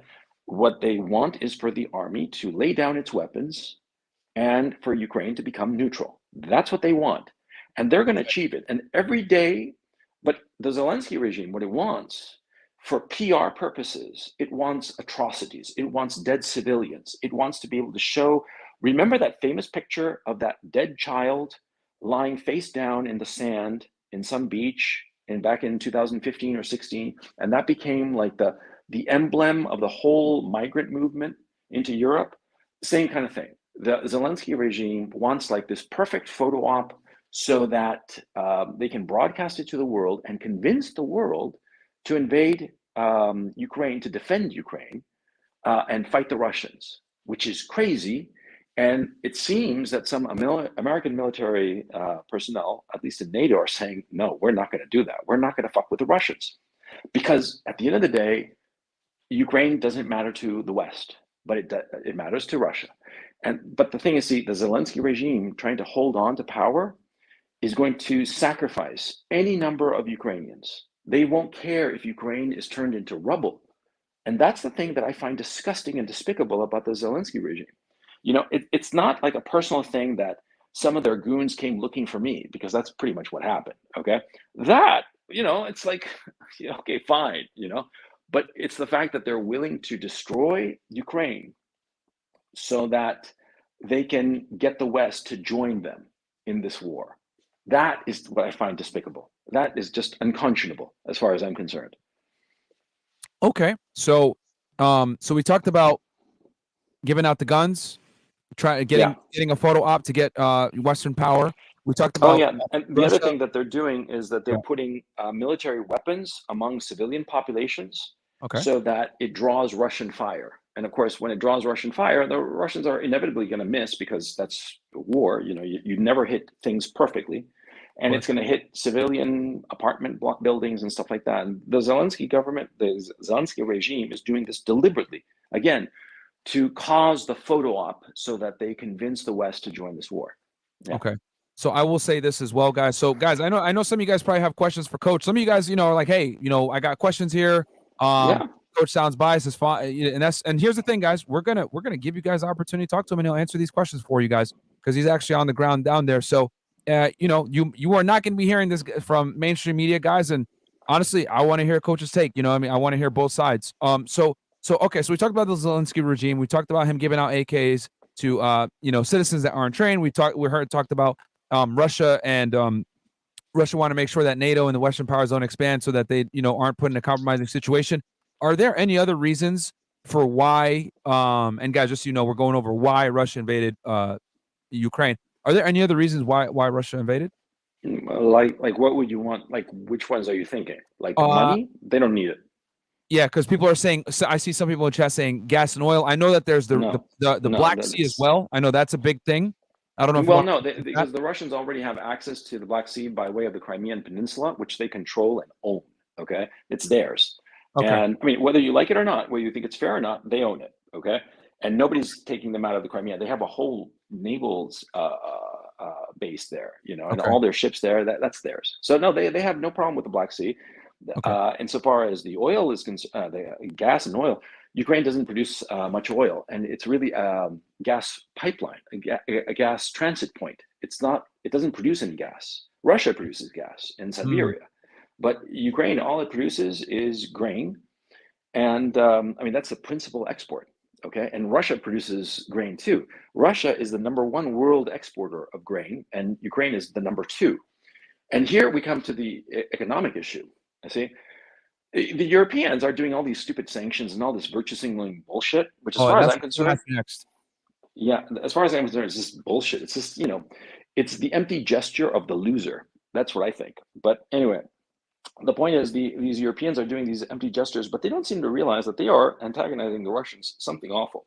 And all of these sanctions, see, in Russia, there were a lot of people who were opposed to this invasion initially and didn't really like it initially. But when the United States and Europe started on these hysterical sanctions and all kinds of stupid shit, you know, you can't buy Burger King or some crap like that, and saying that, you know, Russian cats are not going to be allowed in competition. That's just stupid, you know. And it's pissed off a lot of Russians, and they're like, you know, Putin is right. They do hate us. They do want us dead. I mean, they're hitting us with all these stupid sanctions over trivial shit, Like prohibiting the Special Olympics, for instance. I thought that was particularly cruel to prohibit Russian and Belarusian athletes from participating in the Special Olympics. Because I mean, come on, there are handicapped people who have trained for years to be in the Special Olympics, you know. I mean, why are they getting penalized for something they had no control over that they didn't do? It just seems needlessly cruel, you know? And so what's going on is that the Russian people are turning and siding with Putin. His approval rating is through the roof. And you can say that, oh no, those polls are government controlled polls. Well, no, you ask regular Russians and they're like, you know, these fucking Europeans and Americans, they really do hate us. See, and I know this because I've talked to Russians, okay? And so they are getting on board with this war. And also the message is sinking in that the Putin regime had to take over Ukraine now, because later they would not be able to, because later Ukraine would have missiles and would be part of NATO and wouldn't be possible. It was now or never. And so the Russian people are realizing that this is really serious and this really is existential. And so all of these sanctions are just helping to make the resistance, the Russian resistance, tougher. And so a lot of pundits, a lot of Twitter people, a lot of fucking idiots, as far as I'm concerned, insist that the Russians are losing, and if they're not losing, they say, oh, they're not going to have the will to win. No, they have the will to win because they know that this is for their survival, okay? And the Russian people are realizing this because of the sanctions, because the sanctions are so stupid and so provocative and so anti-Russian that people think it's not that they oppose Putin and this war, they hate us as Russians, you know? And they're like, fuck you. So, you know, they've only stiffened the Russian resolve to win this war, and they're winning it, okay? And so the whole, you know, the bottom line on this whole issue is that Putin is going to wind up more powerful and popular in Russia than ever before, because he is going to win this war. And if the Americans or the Europeans get any bright ideas of interfering, they are going to get hit so hard that they're going to have to really think twice if they want to do it again, because it's going to be really, see, the Afghanistan withdrawal was embarrassing, but this will be humiliating, to get blown the fuck out of the sky.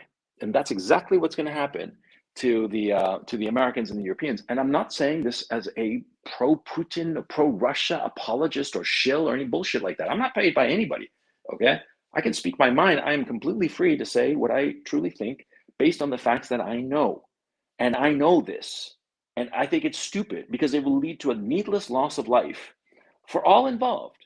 And the people who will pay the most price, the highest price, are going to be innocent people. It's not going to be the big shots, you know? It's not going to be the Bidens and the Victoria Nulands and the Igor Kolomoiskys or any of these fucking people.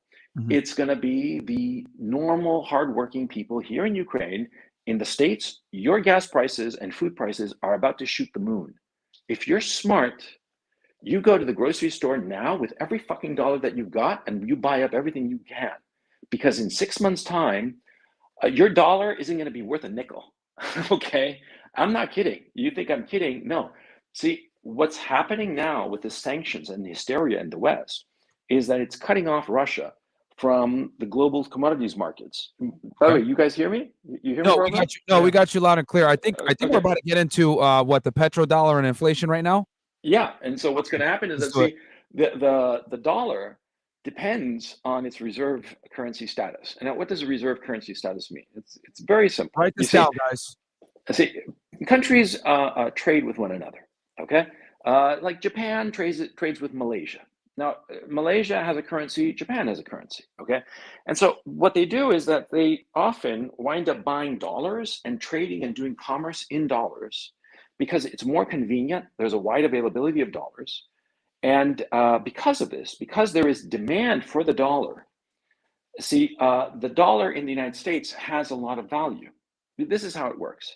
See, I'm a businessman in Malaysia. I actually don't know the currency of Malaysia, but it doesn't matter. And so my Malaysian money, you know, I want to buy some goods from Japan, but Japan, they don't accept Malaysian currency. They accept dollars for their goods and services, okay?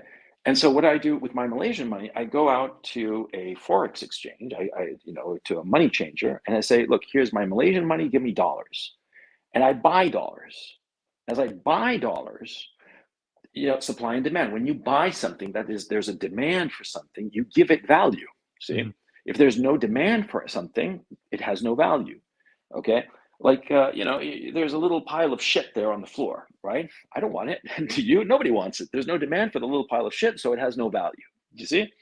But if you take some of your currency and you buy dollars, then that gives the dollar more value. It props it up in the price worldwide. Okay.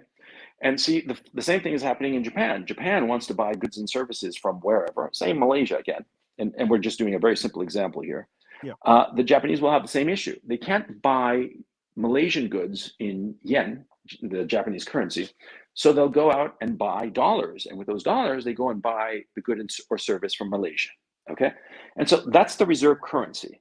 Now, why does it happen? Well, because in 1974, a guy called Walter Simon, who was then Secretary of Treasury, cut a deal with the Saudis, a very important deal. And he created what's known as today as the petrodollar, which is basically that the Saudi Arabians and all of the OPEC countries agreed to sell their oil exclusively in dollars. Okay.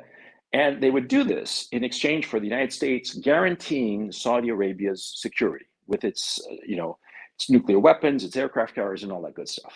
Okay. So the Saudis promised that they would sell their oil only in dollars forever. Okay. And there are a lot of other aspects of the deal, but it's not important for this conversation. And so what happened was that since the Saudis only take dollars, and by the way, another part of it is that the Saudis would take their dollars and buy treasury bonds. Okay. Now, because of this deal, for all intents and purposes, the dollar is held up in value because of oil, because everybody needs to buy dollars to buy oil, because oil trades in dollars. It doesn't trade in any other currency. And that's the reason that the dollar is the reserve currency worldwide. Okay. Now, Russia is one of the major producers of oil in the world. Okay. Russia is known as a pivot player. That is that the whole market sort of like, it's enough of a share of the market that they can change the market. Okay. And it's very important that you understand that, because what has happened is that, see, they keep trying to cut out the Russian banking system and whatnot, and cut them out of SWIFT. SWIFT is a messaging system, and basically the way that money flows back and forth between banks, right? And it's essential for foreign trade. I mean, let me rephrase that. It's very, very useful. But if you get cut out of SWIFT, there are ways around it. Just take a little bit longer and inconvenient, but it's not the end of the world. Okay. Now, they keep saying that Russia is going to get kicked out of SWIFT. The thing is, see, if the Russians get kicked out of SWIFT, what will happen is that the Russians will turn around and say, okay, we will sell our oil, our grains, our aluminum, our natural gas, and all the other doodads that we produce, because they do have a huge industry. This notion that Russia is just a gas station with nukes, that's a funny line for Twitter, but it's not the truth. They have very highly sophisticated industries across the board. Well, we're going to sell our goods and services and our commodities and our oil in some other currency, not the dollar. We won't take dollars, because if we're cut out of SWIFT, why do we need the dollar? And so this is this is very dangerous for the dollar, because, see, if other people start getting wise to this and saying, okay, Russia, I'll buy your oil in Japanese currency or Malaysian currency or whatever currency, right? All of a sudden, there's no more demand for the dollar from these foreign countries. And therefore, the value of the dollar starts to decline. And since the United States depends so much on imported oil and imported other goods and services, it has a trade deficit. All of a sudden, all those goods are going to become a lot more expensive in dollars. If you buy something in dollars, but the value of your dollar goes down, then that means that the price goes up of that good or service. And you see it at the pump. Yeah. I mean, there was a time when gas was like $2 a gallon in the States or whatever, right? Yep. And how much is that now? $6 or something like that? It's absurd, right? 4 or 5. Yep. Yeah, and it's going to keep on going up, okay? Because of this situation. Washington and European Union and NATO, they are creating this financial catastrophe by their stupidity, okay? And it's going to hurt you in the wallet. Okay. Mhm. And you don't believe me. You think that I'm like just a Putin shill, that I'm like a pro-Russian evil whatever. Yeah, they're saying Okay, that. fine. Coach, can you tell them, like, because they're saying, hey, is this pro-Russia, blah blah blah, and It's not um, pro-Russia, right. anti-Russia. That's childish. Just be a fucking man, a fucking grown-up. I'm not talking to you guys, of course. I mean, I'm not No, talking to you guys fresh and fit. I'm talking to the audience. yeah, Be a fucking grown-up and understand that there is no, good guys and bad guys and shit like that. This is not a fucking movie. This is real life. And there are interests. There are priorities, and there is reality. And you got to look at fucking reality in the fucking face. And if you don't like it, tough titty, said the kitty. This is how things are. Okay. And if you don't like it, and if you want to stick your head in the sand or throw shit at me and call me like a Putin stooge or some shit like that, fine. I don't care. Okay. What the fuck are you, dude? I've got fucking neo-Nazi skinhead fucksters looking for me in fucking Kharkov in the middle of a fucking war. Do you honestly think I give a shit about what some rando thinks of me? No. Okay. So, this whole notion of like, I have a you question got to for you, look at Coach, real fast. reality. I have a question for Sorry you. about that. So no, Sorry you're for all the good. rant. No, it's fine, it's fine. And here's the thing, because I told the people that we're gonna make this unbiased, or say, hey, this sounds really pro-Russia, it seems really biased, etc. My thing is this: so they're asking, how do you know Russia surpasses American military strength if there were to be a conflict, where the Americans would, come in and assist Ukraine? Well, first they can't. Okay, they can't come Okay. into Ukraine and assist Ukraine. They can't, because if they brought any So, aircraft, the Russians have already said that they blow them out of the sky. mhm. I mean, if any plane tries to land in Ukraine to bring any kind of assistance, the Russians they'll shoot them down. I mean, look, the plane wouldn't even get within 200 miles of the border of Ukraine in Poland. Okay, they'd blow it out. Of course Do they the would. Russians They control said that. all the Ukrainian airspace at this point in the war? Yes, They do. yes. Okay. Can you tell them about that and how important airspace is as Well, when they it they comes knocked they knocked out the Ukrainian Air Force and Navy in the first like 6 hours of the whole thing. Okay, Mm, and yeah, there's been like sporadic things here and there, but no biggie. Okay, some random drones and shit like that, right?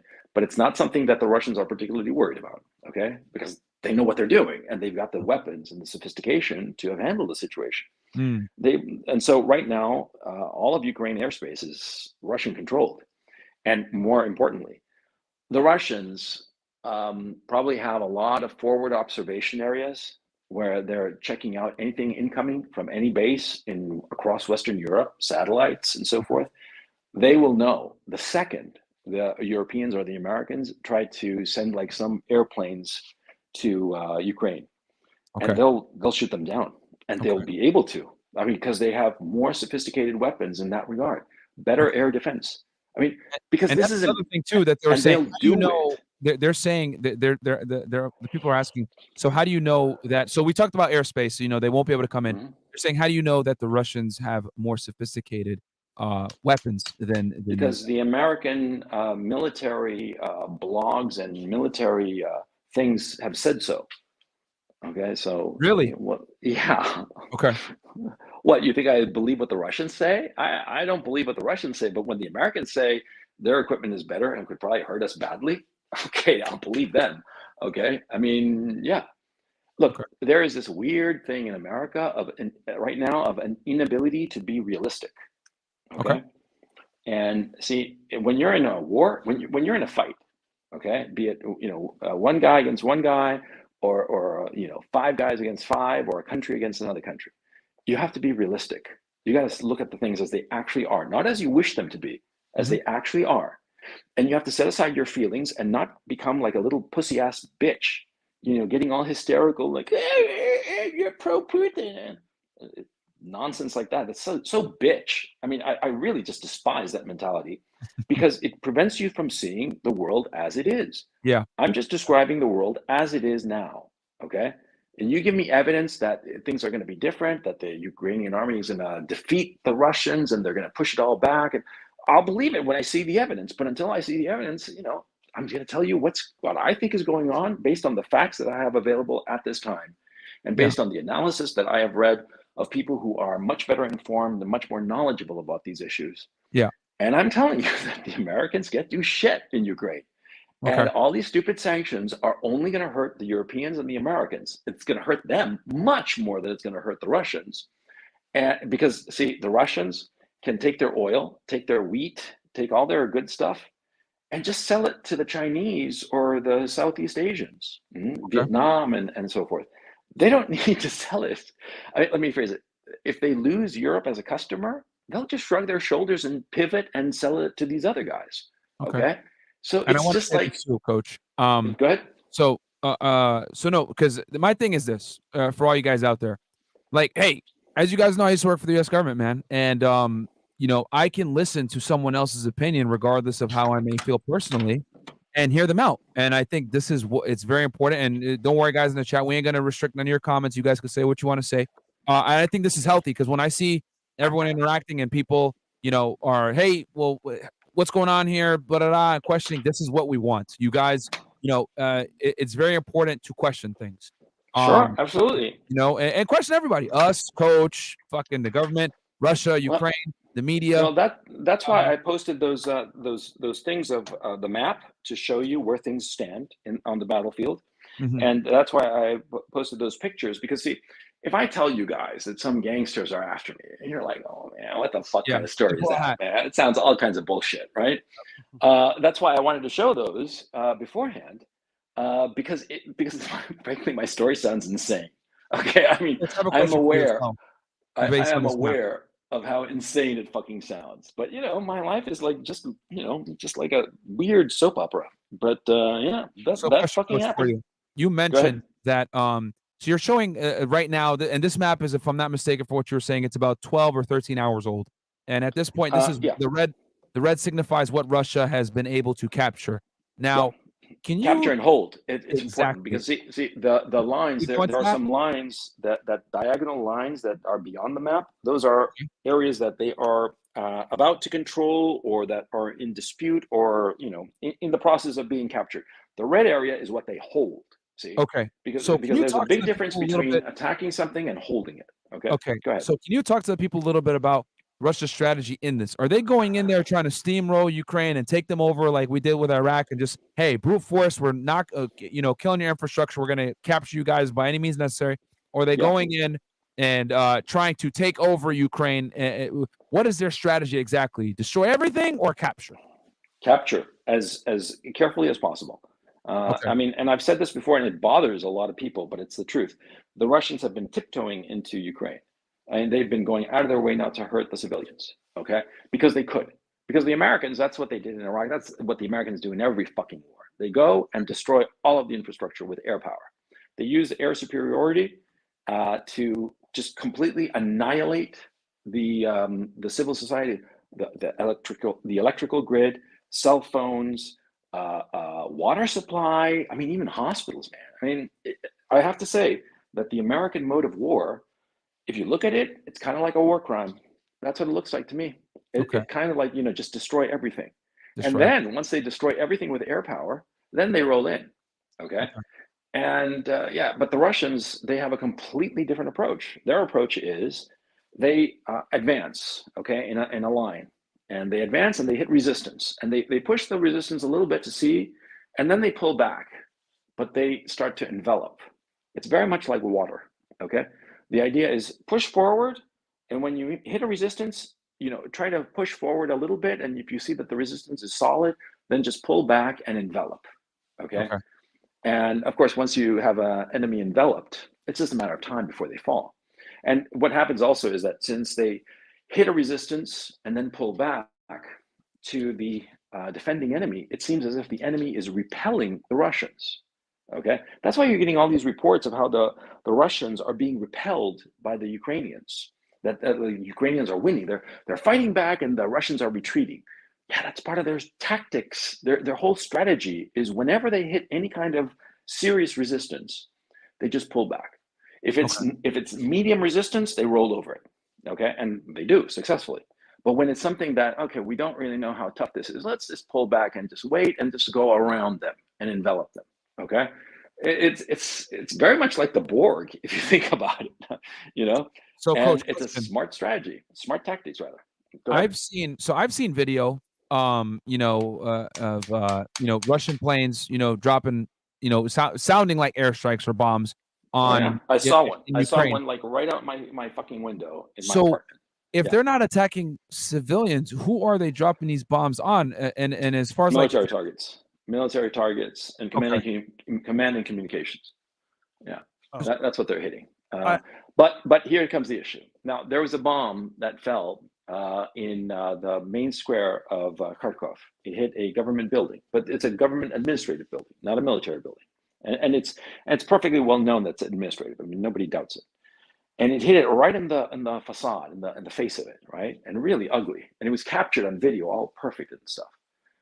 And there are some autists out there, like on 4chan and shit, and some of the darker boards of the net, that have been like looking at the angle of the missile and the whole thing, and they're saying that shit was shot in from inside Ukraine, from inside Kharkov. It wasn't the Russians. And that's what some autists are saying. I tend to think that might be true, because we're seeing like a lot of weird attacks. Like, for instance, yesterday I woke up to the news that there was a firefight at the Zaporozhye nuclear power plant. And I'm like, what the fuck? Because see, when the Russians invaded, when they got to Chernobyl, which is just to the north of Kyiv, the Russians invaded and they got to the nuclear reactor, and the Russian officers and the Ukrainian officers came to a very civil understanding, and they decided that they would simultaneously occupy Chernobyl to maintain, the safety of the location, and like a little mini truce around the nuclear power station, right? Because the nuclear power station is still operating, by the way. People don't seem to know that, but it does produce electricity for Kyiv. And so that's what they did. And there's like a lot of video of the Russian officers and the Ukrainian officers. They're watching as they operate the plant, and no problem. And something similar was going to be happening in Zaporozhye. But at 2 a.m. local time yesterday, which was March 4th, all of a sudden there was like a group of, it's not clear if it was 3 to 7 people. It's not clear how many there were. But they were saboteurs who went in there trying to stir up trouble. And they started lobbing weapons at the Russian positions. And the Russians returned fire. And it was a small arms skirmishes. And they wound up setting fire to a building that was not a reactor building. It was just some random building, like lots of random buildings around a reactor. And reading up on it, by the way, I know that these reactors, they're built like bunkers. They're as solid as anything can be, of course, because it's a nuclear fucking reactor. And those reactors can resist a direct hit from air to ground missile. Okay. So there was no real danger of anything going on. And the International Nuclear Regulatory Agency, I forget the name of it, has said that they have inspectors there, and it's perfectly fine. Absolutely nothing happened to the reactor. It was just the PR that, oh my God, the Russians are shelling the nuclear power station, which was not true. It was a small arms fight, right? Mm-hmm. And so a lot of people, and then the fire started, and say, oh, that started because of Russian shelling. The Russians didn't shell the building. They didn't. Okay, I mean, and the thing is, okay, the Russians claim that they didn't shell the building. Why would they lie about that in particular? But okay, be that as it may.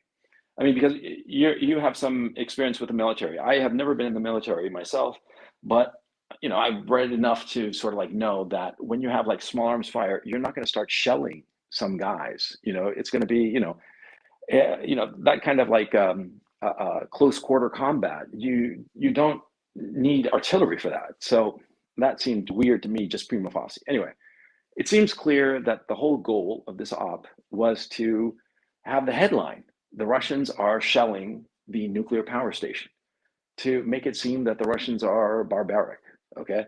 That the Russians are doing things that are very dangerous. And Zelensky, as soon as the news came out, he started saying that, oh, Europe has to join this fight or else Europe will be engulfed in a nuclear explosion, and all this kind of bullshit talk.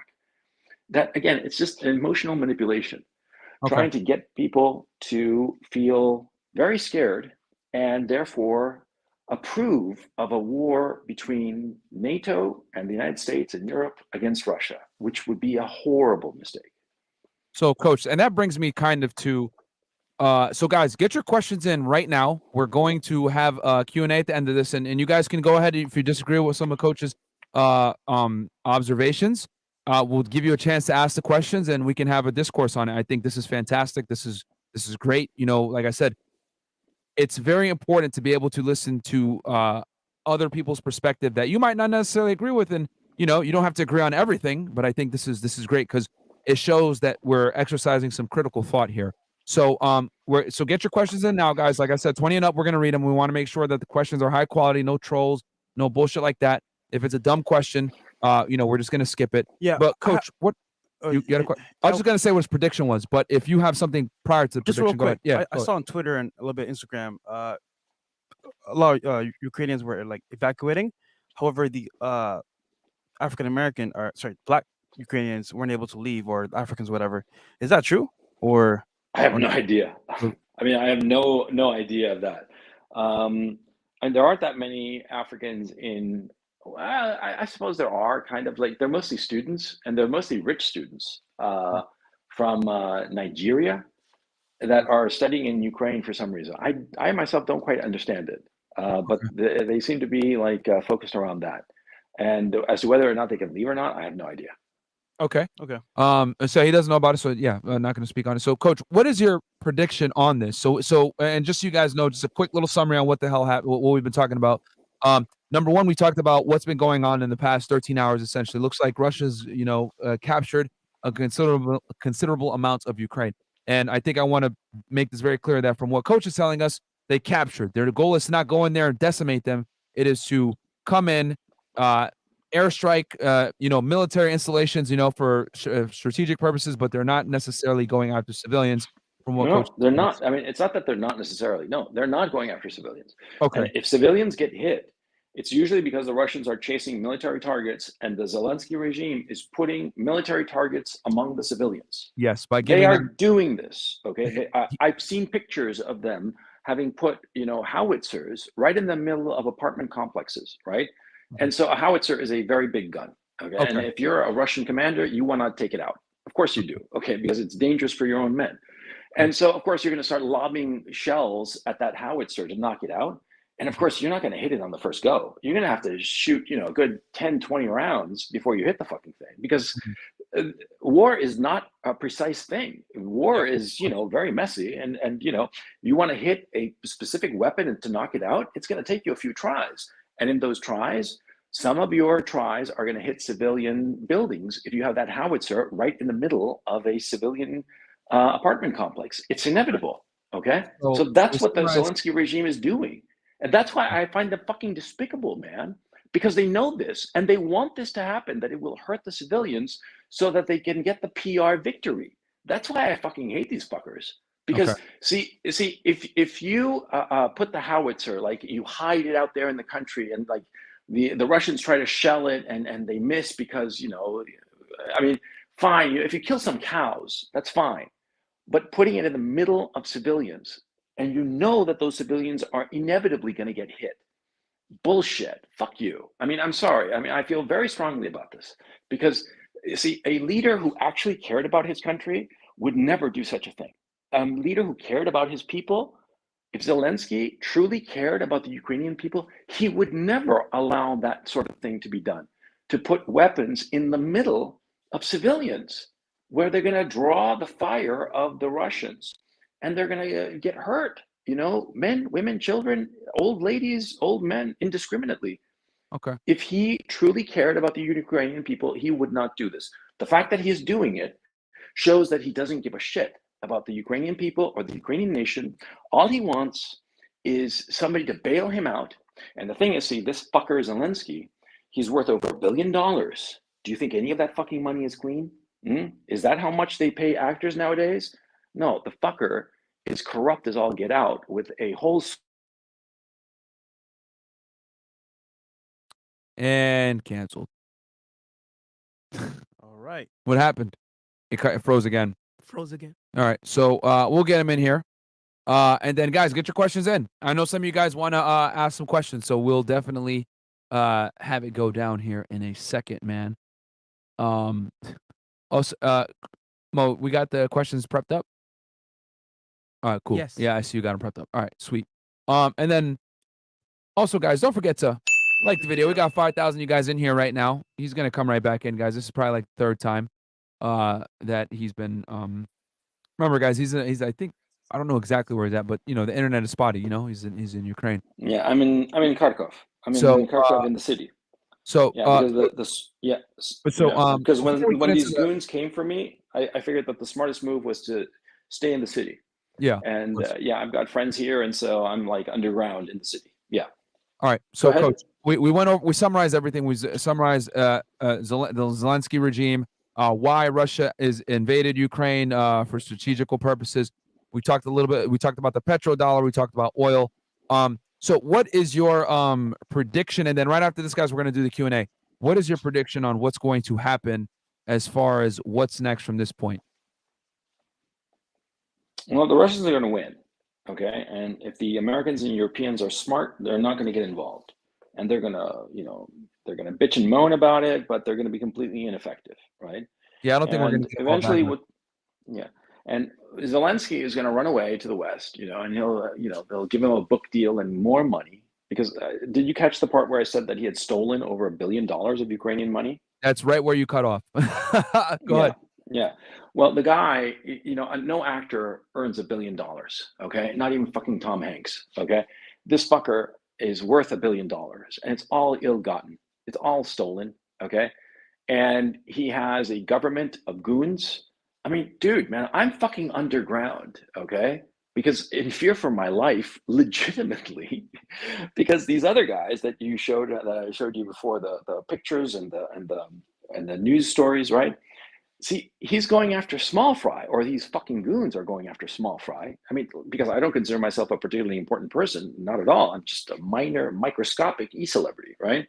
But these fuckers are going after even people as insignificant as myself, just for saying shit that they don't like, I mean, they're fucking evil. They're gangsters. They're fucking horrible people, okay?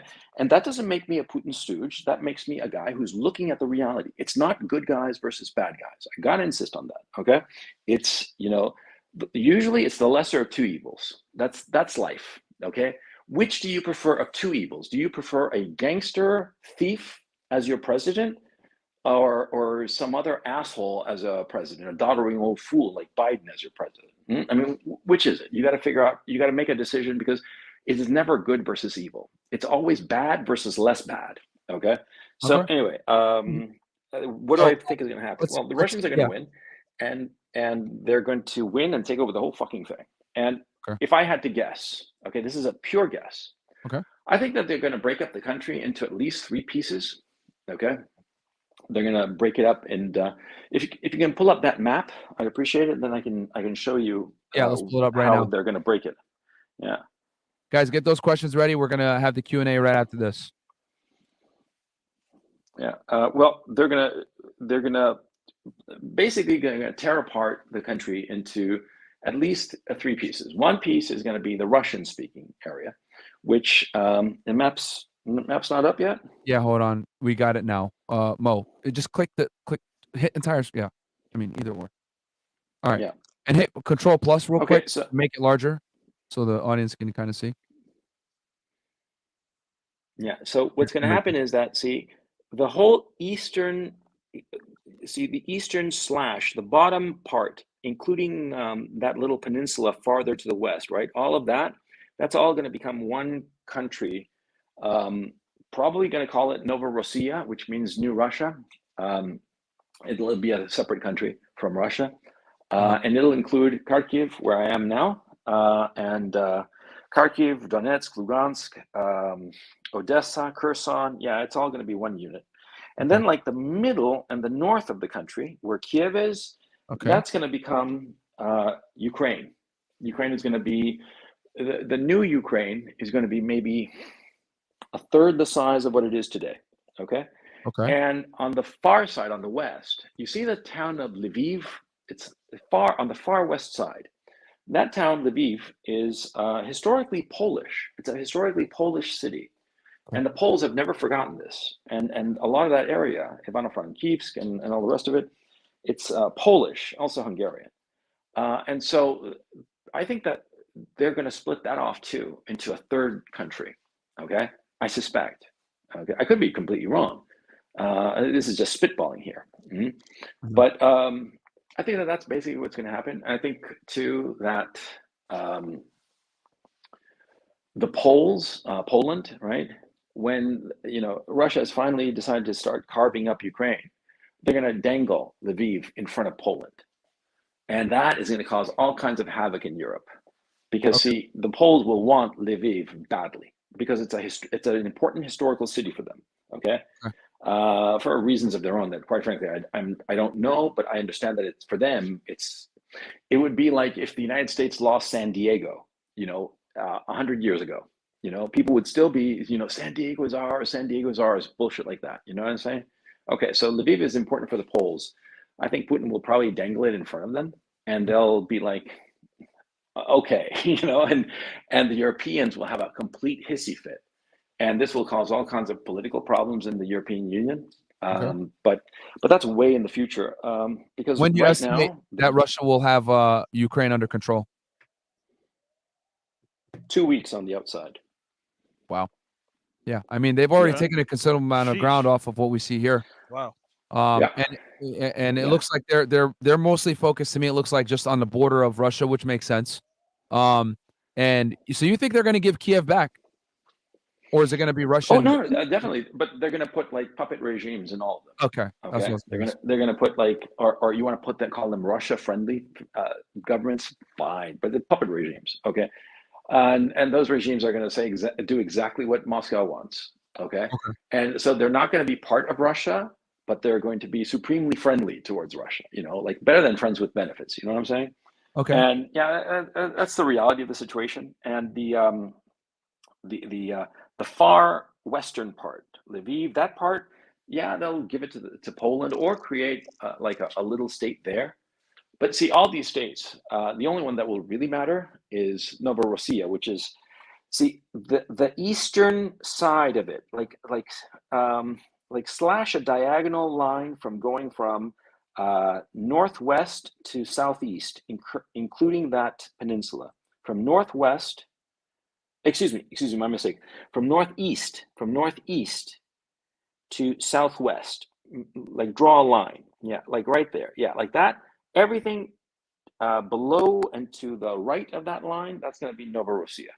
Yeah, that makes sense. And that's going to be control. What is the reason for that? Is there a particular reason that they want that bottom portion? They're all Russian. All Russian. Already Russian already. Okay. Yeah. And like I live in Kharkov, everybody speaks Russian, but because of the anti-Russian laws here in Ukraine, that you can only speak Ukrainian, and in official documents it can only be in Ukrainian. And when you even go to a restaurant, you have to order everything in Ukrainian. Oh, wow. People don't like it. They don't like it at all. Of course not, Yeah, well, yeah, of course. They don't know that because, people are like, oh, they're good and we're good, and so we'll be with them. And fucking Jesus Christ, Mr. Magoo shit, or Rocky and Bullwinkle shit, because it's really just pathetic. See, this situation, if you just think of it like the Chinese are trying to get Mexico to join their military alliance against the United States. That's it. That's all you need to know. Then you understand the whole situation. Makes sense. But people have such a failure of imagination. They don't want to see the truth. Okay. I mean, either that or just simply too stupid to see the truth. If they're too stupid, I mean, I wish they'd just tell me that, I'm not smart enough to understand these complicated things. Fine. Then pipe down and shut up and let the grown-ups do shit, right? But these fuckers keep talking about, it's like the meme. Can you put that meme up on screen so that people see it? The meme I sent you, that's we can. They saw it on the thing. I'll pull it back up. So it'd be great to have it. Let's take questions. I'm happy to take any question. All right. So okay. So we'll go with let's see here. So we'll go with Zach Hager. Coach, can you confirm that the Ukrainian military has infiltrated by? Oh no, he answered that one actually. By neo-Nazis. It seems like it has been. It has been. I mean, and they're not even. It's not even like infiltrated on the sly. It's right out there in the open. Okay. The Azov battalion is in Mariupol, and they're about to get surrounded and cut to pieces. And by the way, those guys they had it coming. They had it fucking coming. They're fucking evil fuckers. Okay. Okay. So don't spill any tears for those guys. Yeah. All right. Next question. Jackhammer 23. So Ukraine was gearing up to take back what was taken from them in The 2014. Donbass, yes. Okay. No, Scottish. you're a robot and I'm losing. Okay. We might lose you, Coach. Can you hear us still? And cancel. All right. We're gonna get him back in, guys. Don't worry. But we got the questions pretty much set up, ready to go.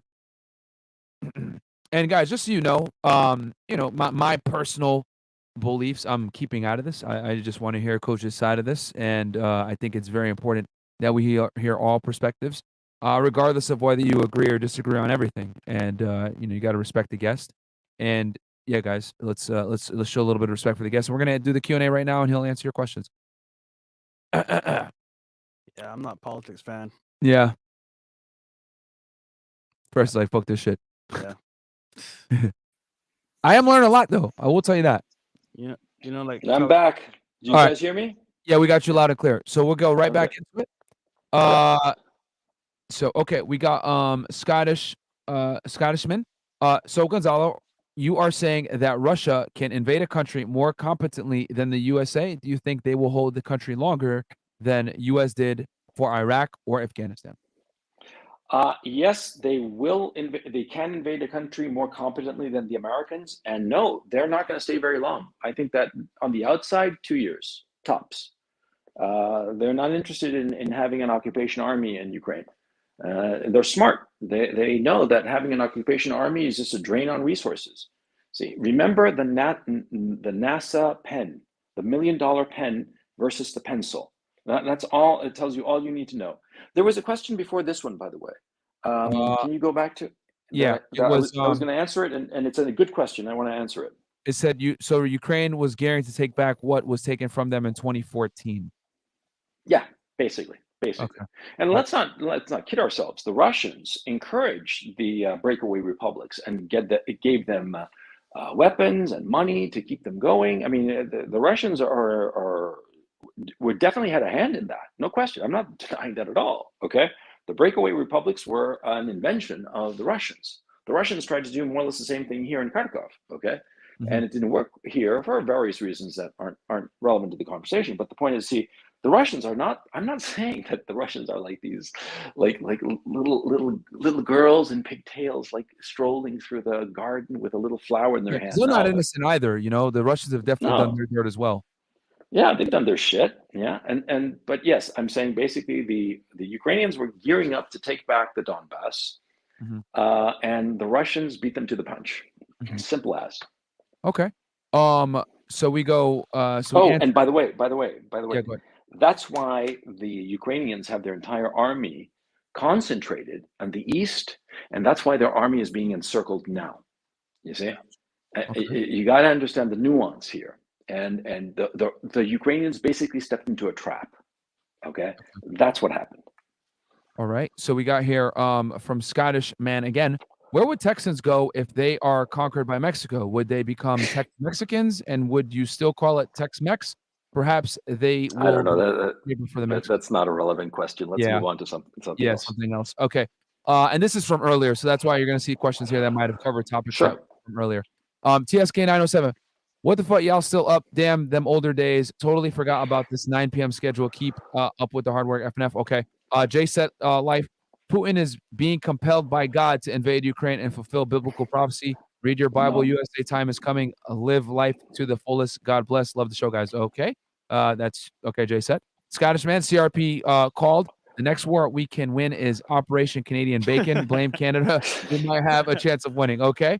Let's see here. Let's try to. Vanilla. Yeah, it goes. Coach RedPill keeps seeing tweets on Twitter saying that the 40-mile Russian convoy headed to Kyiv has been eliminated, and a second general of the Russian army has been killed by the Ukraine army. Yeah. Any thoughts? Yeah. It's bullshit. It's simple as that. It's just bullshit. It's not true, okay? Because the Ukrainians don't have anything to kill that 40-kilometer convoy. They keep talking about that 40-kilometer convoy. this is ages ago. In terms of military and what's happening, this shit is like fast moving. Okay, so they keep on grinding about that shit, and they keep on saying that, oh, we should send American planes there. Do you have any idea how far away that is, man? That distance roughly took me 2 days on a motorcycle, going at an average speed of about 100 kilometers an hour. Okay.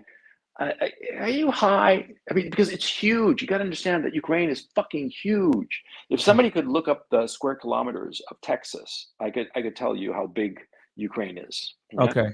Yeah, I can't do it offhand right now. Yeah, no, Yeah. it's fine. Actually, you know what? I'll pull it up. You said Yeah, square kilometers. What's the next question? Cal L, 28 Canadian says, "Thank you, CRP, for being back on the show, giving us your perspective." Thank you. It's very nice to be here, by the way, and I thank you very much for having me on. Stay safe, Coach, and I hope this conflict ends peacefully soon. I'm glad the train station works as you were able to get back with your family. Yeah, Coach, I got it right here. It's 268,596 square miles, which is equivalent to 695,662 kilometers squared. Yeah. Okay, so roughly it's the size of Texas. Okay, which is pretty big, by the way, guys. If you've ever driven through Texas, you would know how fucking big Texas is, man. Which is the biggest state in the United States, continental. I think the biggest is Alaska, if I'm not mistaken. All right, Scott, man, you suppose Russia is running out of oil and is invading Ukraine because of this, or is it more because of the Black Sea? No, because they don't have any oil. Okay. So yeah, it's roughly the size of Texas. Texas is a little bit bigger. So if you cut out the I don't know, that like the top bit of Texas, you'd have Ukraine. That's roughly that size. Yeah, and Russia is not running out of oil, man. Okay, and Ukraine doesn't have any oil. So why would a country, if it's running out of oil, invade a country that doesn't have any oil? No. Okay. Let's see here, and if there's any good questions, by the way, Mo, that are less than 20, we'll still read them. Ukrainian ISIL. I'm in Dania. Okay, I don't know what that means. Big K. Okay. Big K goes, I appreciate new perspective. I don't trust the U.S. government, U.S. media. The more information we have, the better off we are. Yeah, guys. I mean, take from it what you want, and then get rid of the rest. TSK 907. No country will save the U.S., and it is not our problem. This is definitely World War III because Biden already made U.S. troops go there. Russia, China, and Korea will definitely take over. If not, the rest of the countries will follow. What's your thoughts on that, Coach? Well, my thinking is that the Chinese will probably soon enough snag Taiwan. I think that's in the cards. I agree. I said if Russia takes over Ukraine, that's going to come next. And frankly, I think that the Chinese, from their point of view, if I were Chinese, right, I would be thinking, well, let's see if the Americans and the Europeans commit actual troops to defend Ukraine. And if they do, let them build up a little bit, but before an actual attack, and then hit Taiwan. And split the Americans, and because the Americans right now have the China first policy. That's China and South China Sea and the Pacific are more important. They're ahead of the priority list of the Americans than Europe. And so if there's the Ukrainian situation and they start building up, the Americans start building up for like a fight in Ukraine, then the Chinese would definitely attack, and it would catch everybody by surprise. It would be a big mess, and that's certainly World War III because China and Russia, they're buddies. Look, I think that the Chinese and the Russians have already negotiated and figured out their game plan because they're playing the same game. They're on the same side, and they have coordinated between each other.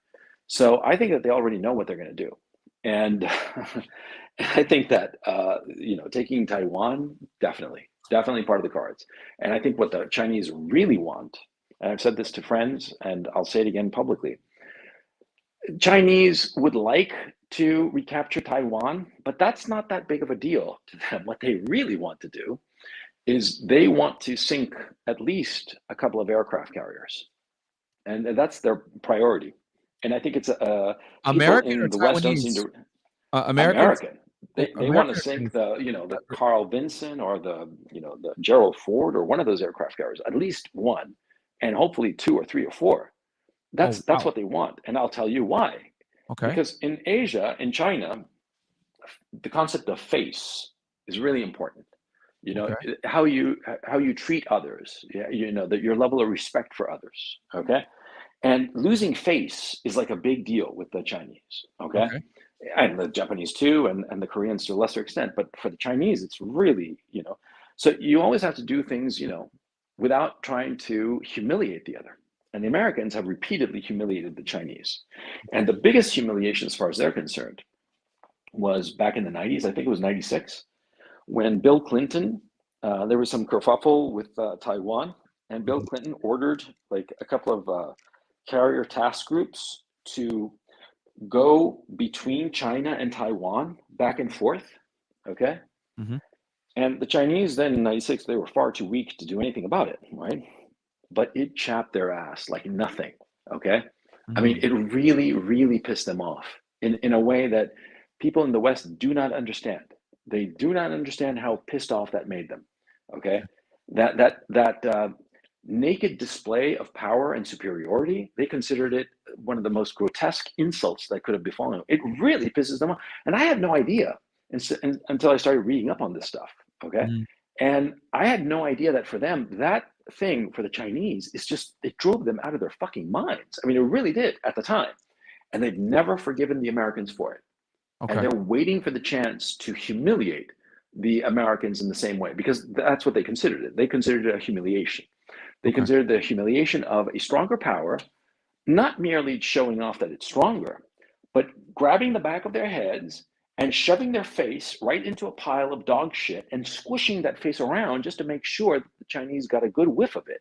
Okay, that's how they considered it, that it was beyond humiliation. And they've never forgotten it. And it's a big deal for them. And it sounds weird, but different strokes for different folks. People have different priorities and different motivations, and things are of different importance to each one. And for the Chinese, this is a big deal. And so why do you think that they built a full-scale replica of an aircraft carrier in the middle of the fucking desert somewhere in China? So that their military could practice attacking the aircraft carrier. That's why they did it, because they want to sink it. And they want to sink at least one, and they pray to Confucius and all the gods that they can sink more. They don't worship Confucius. I'm just saying it to be hyperbolic. Okay. Yeah. But no, that's what they really want. See, in the United States, you don't realize that would be a big. If they sunk an aircraft carrier, that would be. It's a wrap. I mean, that's going to be a war, 100%. I mean. Oh, beyond war, yeah. But you have to understand that America goes around the world humiliating other people and only creating resentment and hatred for America. You guys don't understand that. And anybody who's lived outside of the United States for a while and has paid attention and meets people on the ground in other countries knows this.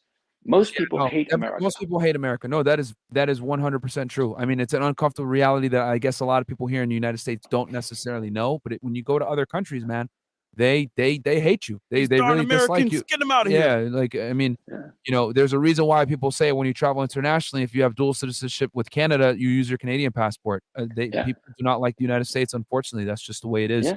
Because the United States has been so arrogant to so many countries and destroying so many countries, almost for shits and giggles. That's what it seems like.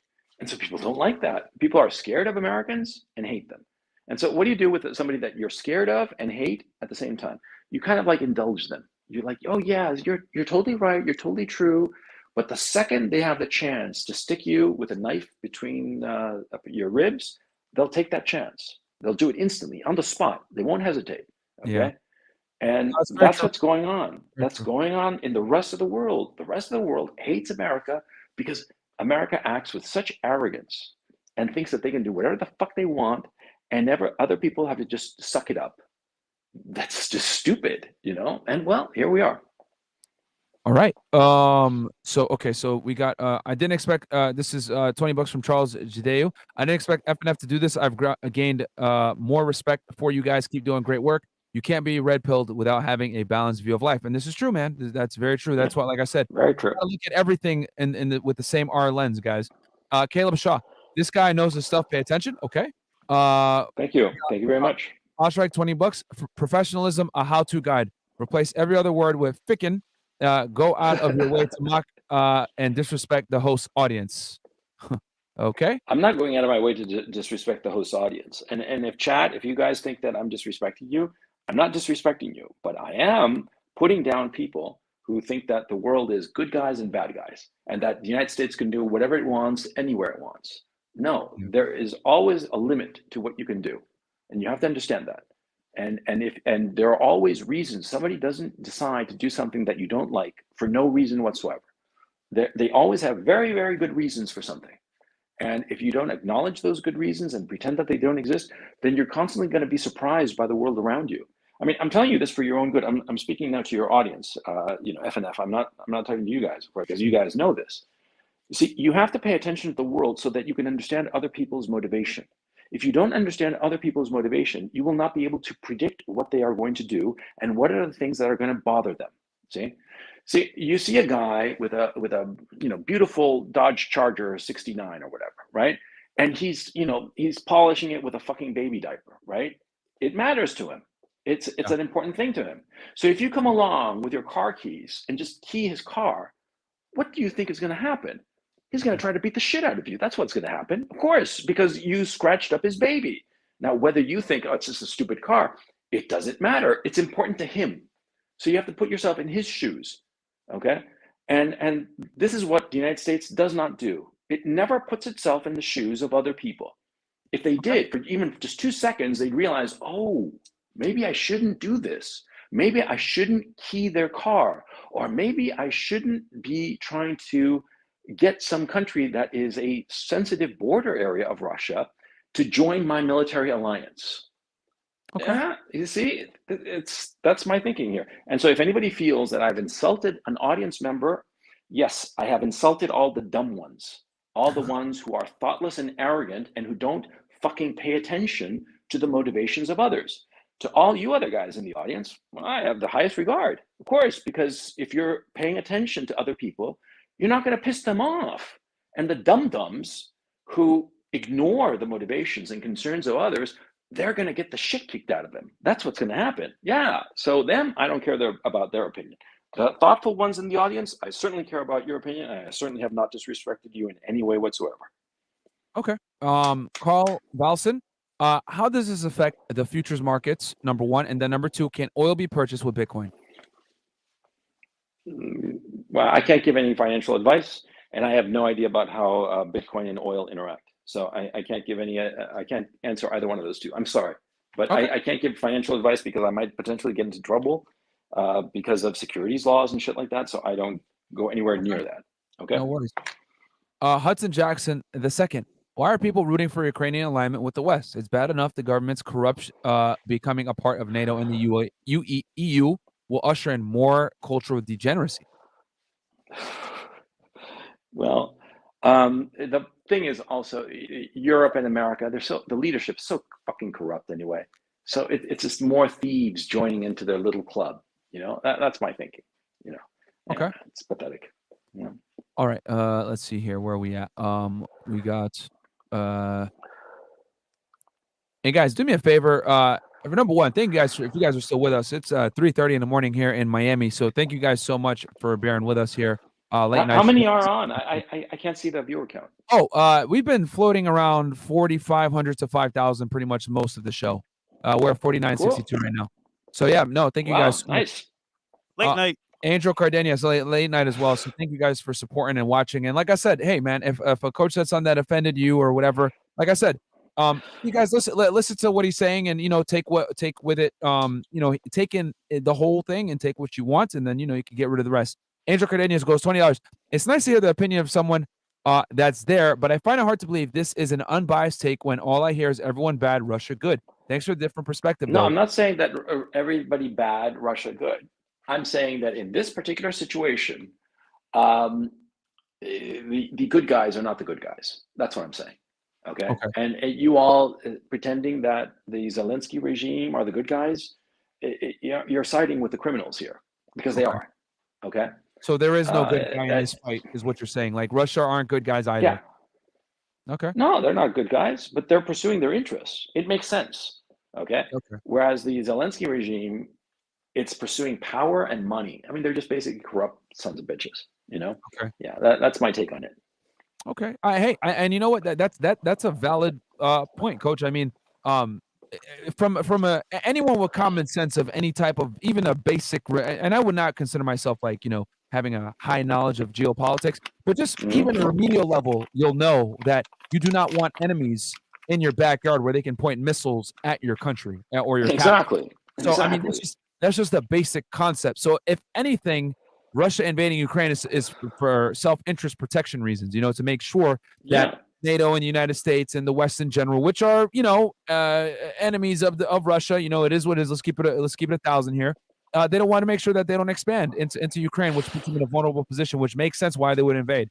Now, as far as motives and who's a good guy, who's a bad guy, whatever. Hey, man, both countries have definitely done their dirt.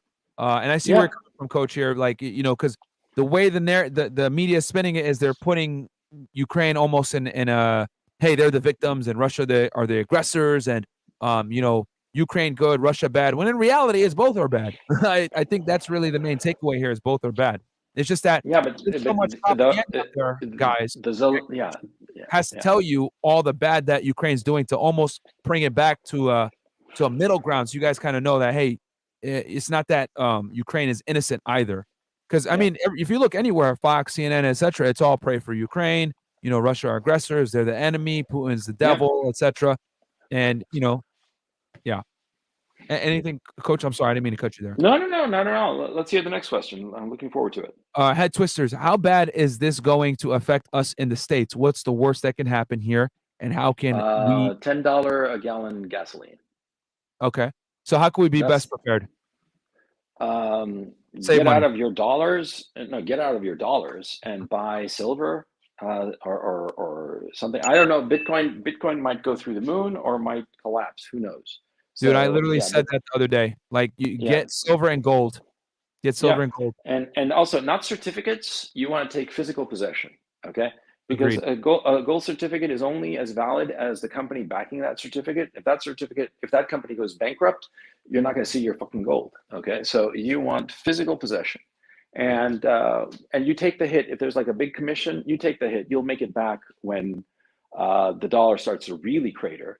And you do get $10 a gallon for gas, and I don't know, $7-8 a gallon for milk. Yeah, right. Look, the dollar's gonna be toast. Okay, and this shit, we've seen it coming for about 15 years now. Okay, this was in the post. This isn't like a new thing. What's surprising is that it's taken so long, but now it's gonna happen. Now this is it. This is, and I suspect that part of the reason that the administration wants a war is so that they can blame the economic collapse on the war, on the Russians, and not have to take the hit themselves politically, because the financial system in the United States has been incredibly fragile for a long, long time, okay? And it's about to crater, and there's nothing to be done about it. You see what I'm saying? All right. I mean, Daniel goes, is there a valid reason to assume by default a sinister motive from Russia, a pattern of behavior? No, that's bullshit. That kind of a pattern of behavior, that's just dumb. That's just ridiculous. That's something that, penologists apply to repeat offenders. It's not something that you apply to nation states. Okay, it's a naive way to look at reality. I just discount that patterns of behavior. That's absurd. I'm sorry. It's an absurd question. Okay. Long live gaming. Got to think about it. I think it was a statement actually. I think he said. Let me read it one more time, Mo. Sure. Because it was the first part was a question. So he goes, is there a valid reason to assume by default a sinister motive by Russia? ? And then he goes, a pattern of behavior is his answer. So he answered himself. Okay. No, there is no pattern of behavior. No, that's stupid. Okay, if self-interest is a pattern of behavior, fine. Then they have a pattern of behavior that they consistently try to achieve their self-interest. Okay. But that doesn't help in any kind of analysis whatsoever. Okay. I mean, those kinds of phrases, throwing them around to seem clever, they don't really help. And in fact, they kind of like obscure reality. Okay. I suggest you not use them. I'm telling the guy who sent the super chat, thanks for the super chat. I mean, the guys will appreciate it. But you see, those kinds of phrases of like the big brain books of the think tanks and shit like that, they tend to obscure reality because you wind up using that particular heuristic, and that heuristic guides you in a direction of thought that is not that does not match the reality that you are experiencing. When you start thinking of like, oh, it's a pattern of behavior, then what starts happening is that you start looking for a pattern of behavior of a way that people consistently act like a machine. And of course, people and nations, certainly, they don't act like a machine. They don't repeat the same behavior over and over again. That's not how it works. And so, but you have this notion that I have to look for a pattern of behavior. And so you start trying to find a pattern of behavior. You don't find any. And so you start making shit up to make it seem as if you have found a pattern of behavior when you really haven't. That's basically what's happened to all of academia. That's why so many think tanks and all the rest of it, they are caught completely flat-footed by this whole experience because they are consistently looking for a quote-unquote pattern of behavior, and they are positing certain premises that are not accurate so as to arrive at a conclusion that fits their narrative. See, that's what they're doing. And so never fall for this trap of trying to impose a model on what people do. The only model that you can really impose is try to figure out what is their self-interest. And from there, figure out what they're going to do. But don't have like a model, like a predetermined, like an algorithm that you stick inputs here and you're going to get a result over there, because reality is not like that at all. Okay. Long live gaming. Got to think about it. If they wanted to, Russia could have wiped Ukraine out in a day or two, and that is very true. Yep. Very true. They do have nuclear weapons and a bunch of other technologies, which we're going to talk about here in a second. Yeah, Prime War, they wouldn't need the nukes. They wouldn't need the nukes, by the way, to wipe out Ukraine. Just with a regular bombing campaign, it would take them, I wouldn't even say 2 days. Okay, I mean, like maybe a day and a half. Really, it would be that fast. Wow. But they don't want that. Prime War, $20. Hey, Coach, why do you think Biden didn't arm the Ukrainian or send military aid months ago when they saw the buildup of Russian troops? Good question. Well, because if they sent weapons then, the Russians would have invaded then. Okay.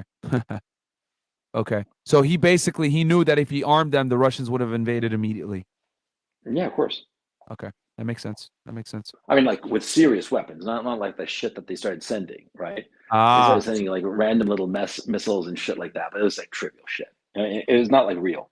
Okay. The okay. Germans sent 5,000 helmets. What the fuck good is 5,000 helmets, man? Okay.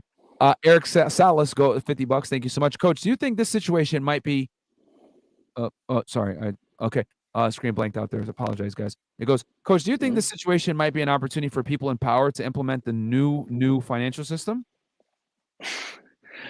Dude, see, everybody thinks that people who don't have power assume that the people in power know what they're doing.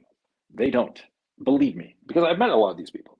Okay, the people who have actual power, real power in the real world, they don't know what they're doing second to second. They're improvising most of the time, and most of the time they're fucking up. They're screwing up. There is random guys like what's his name, Schwab guy, who are like, they want to see the new world order or some shit like that. But between some fool planning all kinds of stuff and making all these stupid conferences to bring them together to achieve this goal, and it actually happening, oh man, it's a huge leap. Okay, now a new financial order. Jesus Christ, we got a lot of news in there now, don't we? Are we going to get a new financial order at some point in the future? Look, there isn't going to be a new financial order except misery for everybody, especially if there's a war. I mean, as it is now, okay, the United States is going to experience 25% inflation by the end of 2023. Okay, just with what's happened now. Okay, I mean that's my thinking at this time. And there's an outfit called Shadow Stats, if you're interested. It's run by a guy called John Williams, and he calculates inflation based on the old standard that was changed in 1997. And according to his calculations, right now, inflation is at 15%. Okay. So, and he's probably right. So look, the economic situation in America is going to deteriorate rapidly. Okay. So the smart thing for you to do is get as much precious metals as you can. The other thing that you can do is get into mortgages. You want to buy property and mortgage it to the hilt, and make sure that you get a fixed monthly payment. Whoa, what the fuck was that? Oh no, I just had to give you a ding right there because that's 100%. We're real estate investors ourselves. He thought That's it what was- we're He buying. thought it was a bomb. Yeah, my bad, coach. I didn't mean to scare you there. Yeah, Yeah. no, I gave Yeah. you the ding there because that's 100% right. Real estate is definitely what me and Fresh are heavily invested in. I mean, yeah, but sorry. Yeah, you want to have it with a mortgage, okay, at a fixed rate. You know, no adjustable rate shit. Okay, you get an adjustable rate that's like a bomb in your loan. You'll be screwed, right? Because what you want is you want to have a fixed rate with a fixed payment, you know, and fixed amount of dollars. And so inflation will rise, and you'll have your way with it. See, the payment will be reduced to nothing. Okay, so that's why you want to borrow money and get into mortgages, into houses, into something real, because see, a house is a real thing. Okay, it's not like a piece of paper. Okay, like a fucking certificate or a share of something. No, it's a real thing, and so that's the best way to make money in this situation that we're about to experience. Yeah. Yep, and it's appreciating. The real estate market right now is hot. I don't foresee it crashing. You know, they're not giving out loans like they did back in 08. So, I mean, yeah, I think real estate. Hey, it's called real estate for a reason, guys. You know, I'm heavy in real estate, so I mean, you guys might call me a little biased, but I'm in crypto as well. I'm also in ETFs and index funds, and you know, but the stock market is doing terrible, and so is crypto. But it's good to be diversified so that you can, you know, diversify your risk. Okay, Angel Cardenas. Also, I'm just giving my opinion on what I've heard so far and the sentiment I'm getting from what's been said. There is truth to what is said, but that's just my take. No hate. Also, do you think Ukraine would have joined NATO? That's a good question. Oh, they wanted to. Well, thanks very much, and they certainly wanted to join NATO. Okay, and that's a problem. You know, they didn't want to be neutral, and Russia would have allowed them to, would not have messed with them at all if they'd just been neutral and said, look, we're not interested in joining NATO. You know, we'd like to join the European Union, but not NATO, definitely not. You know, we want to maintain a neutral status. Then the Russians would have probably had a problem with that. Okay. Would have they been able to join the Russians? Because from what no, probably not. No, because you need to not be in active conflict, right? Well, no, the EU doesn't want to have a basket case of an economy to join it. Okay. So as a practical matter, you know, and the reason it's a basket case is because of all the corruption. Okay. And it's not just because of Zelensky. Zelensky is the latest iteration of these corrupt leaders in Ukraine. Okay. And so he's just the worst as far as I'm concerned. I mean, look, when you have gangsters running around snatching people. Hello? Yeah, no, we got you. Hello? Yeah. No, it looks like my headphones are at 10%. And anyway, I got to go. But no, what I wanted to say is, and to finish this off, you know, Ukraine is a basket case economically because of all the thieves, of all the corruption, of all the just theft going on. Okay, because it really is. The leaders really are corrupt, and so because of this, you know, I don't think that Ukraine would ever join the European Union because they've tried repeatedly and it's never really worked. And so, yeah, I think that's what's going on. Yeah. Okay. So anyway, guys, I really do have to run because it's been great, but it's been like 3 hours. I think that everybody's a little bit. Oof, okay. That's been a long one. Yeah. No. I want to thank you very much for having me on. Yeah, no worries, Coach. It was a great show. Guys, sorry we didn't get to all the questions, but as you guys can see, you know, he is in the middle of a war zone. You guys heard the siren earlier. I'll read the rest of these chats, guys. You know, just for sake of reading them, and then what I'll try to do, guys, is I'll try to get answers for you guys in the future. Coach, if you got to dip out, you know, feel free to dip out. It's okay. I'll just read them just to make sure. Okay, guys, thank you so much. All the best to both of you all. Bye. All right. Bye. Thank you. Okay. Ukraine gave up its nukes and signed a deal for support and security assurances from the United States and Russia. I find it ironic that Russia is now invading Ukraine while the U.S. watches and does not protect. Okay. And that's from Buy One BBL Going Free. I'm your stepdad. If Russia decides to use the digital yuan, do you think the world powers will flip, giving China more power? Good question. Thanks for letting the man speak and not force feeding him your opinions. On a free world, multiple viewpoints are essential. And that's from Awaken Little Rabbit. Thank you so much, man. And like I said, guys, hey, do I agree with everything? No, but you know what? I think it's very important to be able to bring someone in, and because he made a lot of valid points. You know what I'm saying? Like there were a lot of things there, guys, that were 1,000% true. That is indisputable. It is fact. So I think it's important that you got to be able to bring people in and get different perspectives. Jake's Move Lifestyle, Mr. and my coworker was talking about this war last night. on break, and we all agree that U.S. need to mind our business and we'll be okay. FNF, thank y'all so much for this episode. I have learned a lot. 100% agree. Yeah, I agree that we don't need to get involved. Victor Ziegler, based. Fascinating to see the normie shifting from the C narrative to the U narrative without questioning anything. The minds of people are descending rapidly in real time. Thank you, Victor. We got Cosmo Kid, $20. How involved is Israel as Zelensky is Jewish? Will he run to Israel? I think that also explains how fast all the news outlets move to side with Ukraine over Russia. Okay, that's a little bit of a conspiracy theory there, but hey, you know what I'm saying? Let's do it. Okay, patriarchy sound. Goes $20. Coach, what does the Russian invasion mean for the Biden crime family's involvement with Ukraine and Hunter Biden? I'll get these questions answered for you guys on the side. And then TR, $20. Were you aware that from February 24th to February 28th, the U.S. was at DEFCON 2? This means bombers fueled and armed with nukes. This only happened in the Cuban Missile Crisis and the first day of the Gulf War. Okay.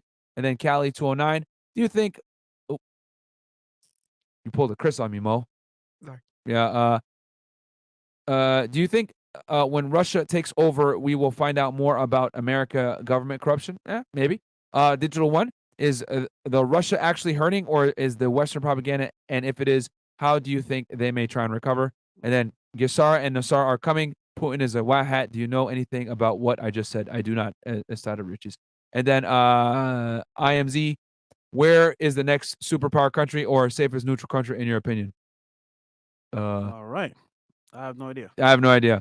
It's everything. Yeah, I'll tell you this. Everyone loves Canadians. I'll tell you how that. No, I don't know anyone that has beefs with Canadians besides other Canadians. I might go back to Barbados. There you go. But yo, guys, hope you guys enjoyed that broadcast, man. Really, really based. Yeah, hope you guys enjoyed that. Very based. Very based. I think it's very important to be able to bring people in that with differing opinions, and it was a good show. I learned a lot. I learned a lot. I thought it was fantastic. Other than that, guys, we got it's Saturday, right? Saturday. Yes, technically Saturday. It's a Monday. All right, so guys, we got a show on Monday, Money Monday, and then we got a nighttime show with some girls. I don't know what we're gonna cover Monday yet. I have no idea. Yeah, in the chat, guys, comment what you guys want us to cover on Monday for Money Monday, and we'll do it. Them liberals stole the election in 2020 just to get Trump out because he was in the way of this whole situation transpiring right now. Okay, we might have a comedian, I guess. But, all right, guys. We'll catch you guys on Monday. Thank you guys so much. We love you guys. Peace. Peace.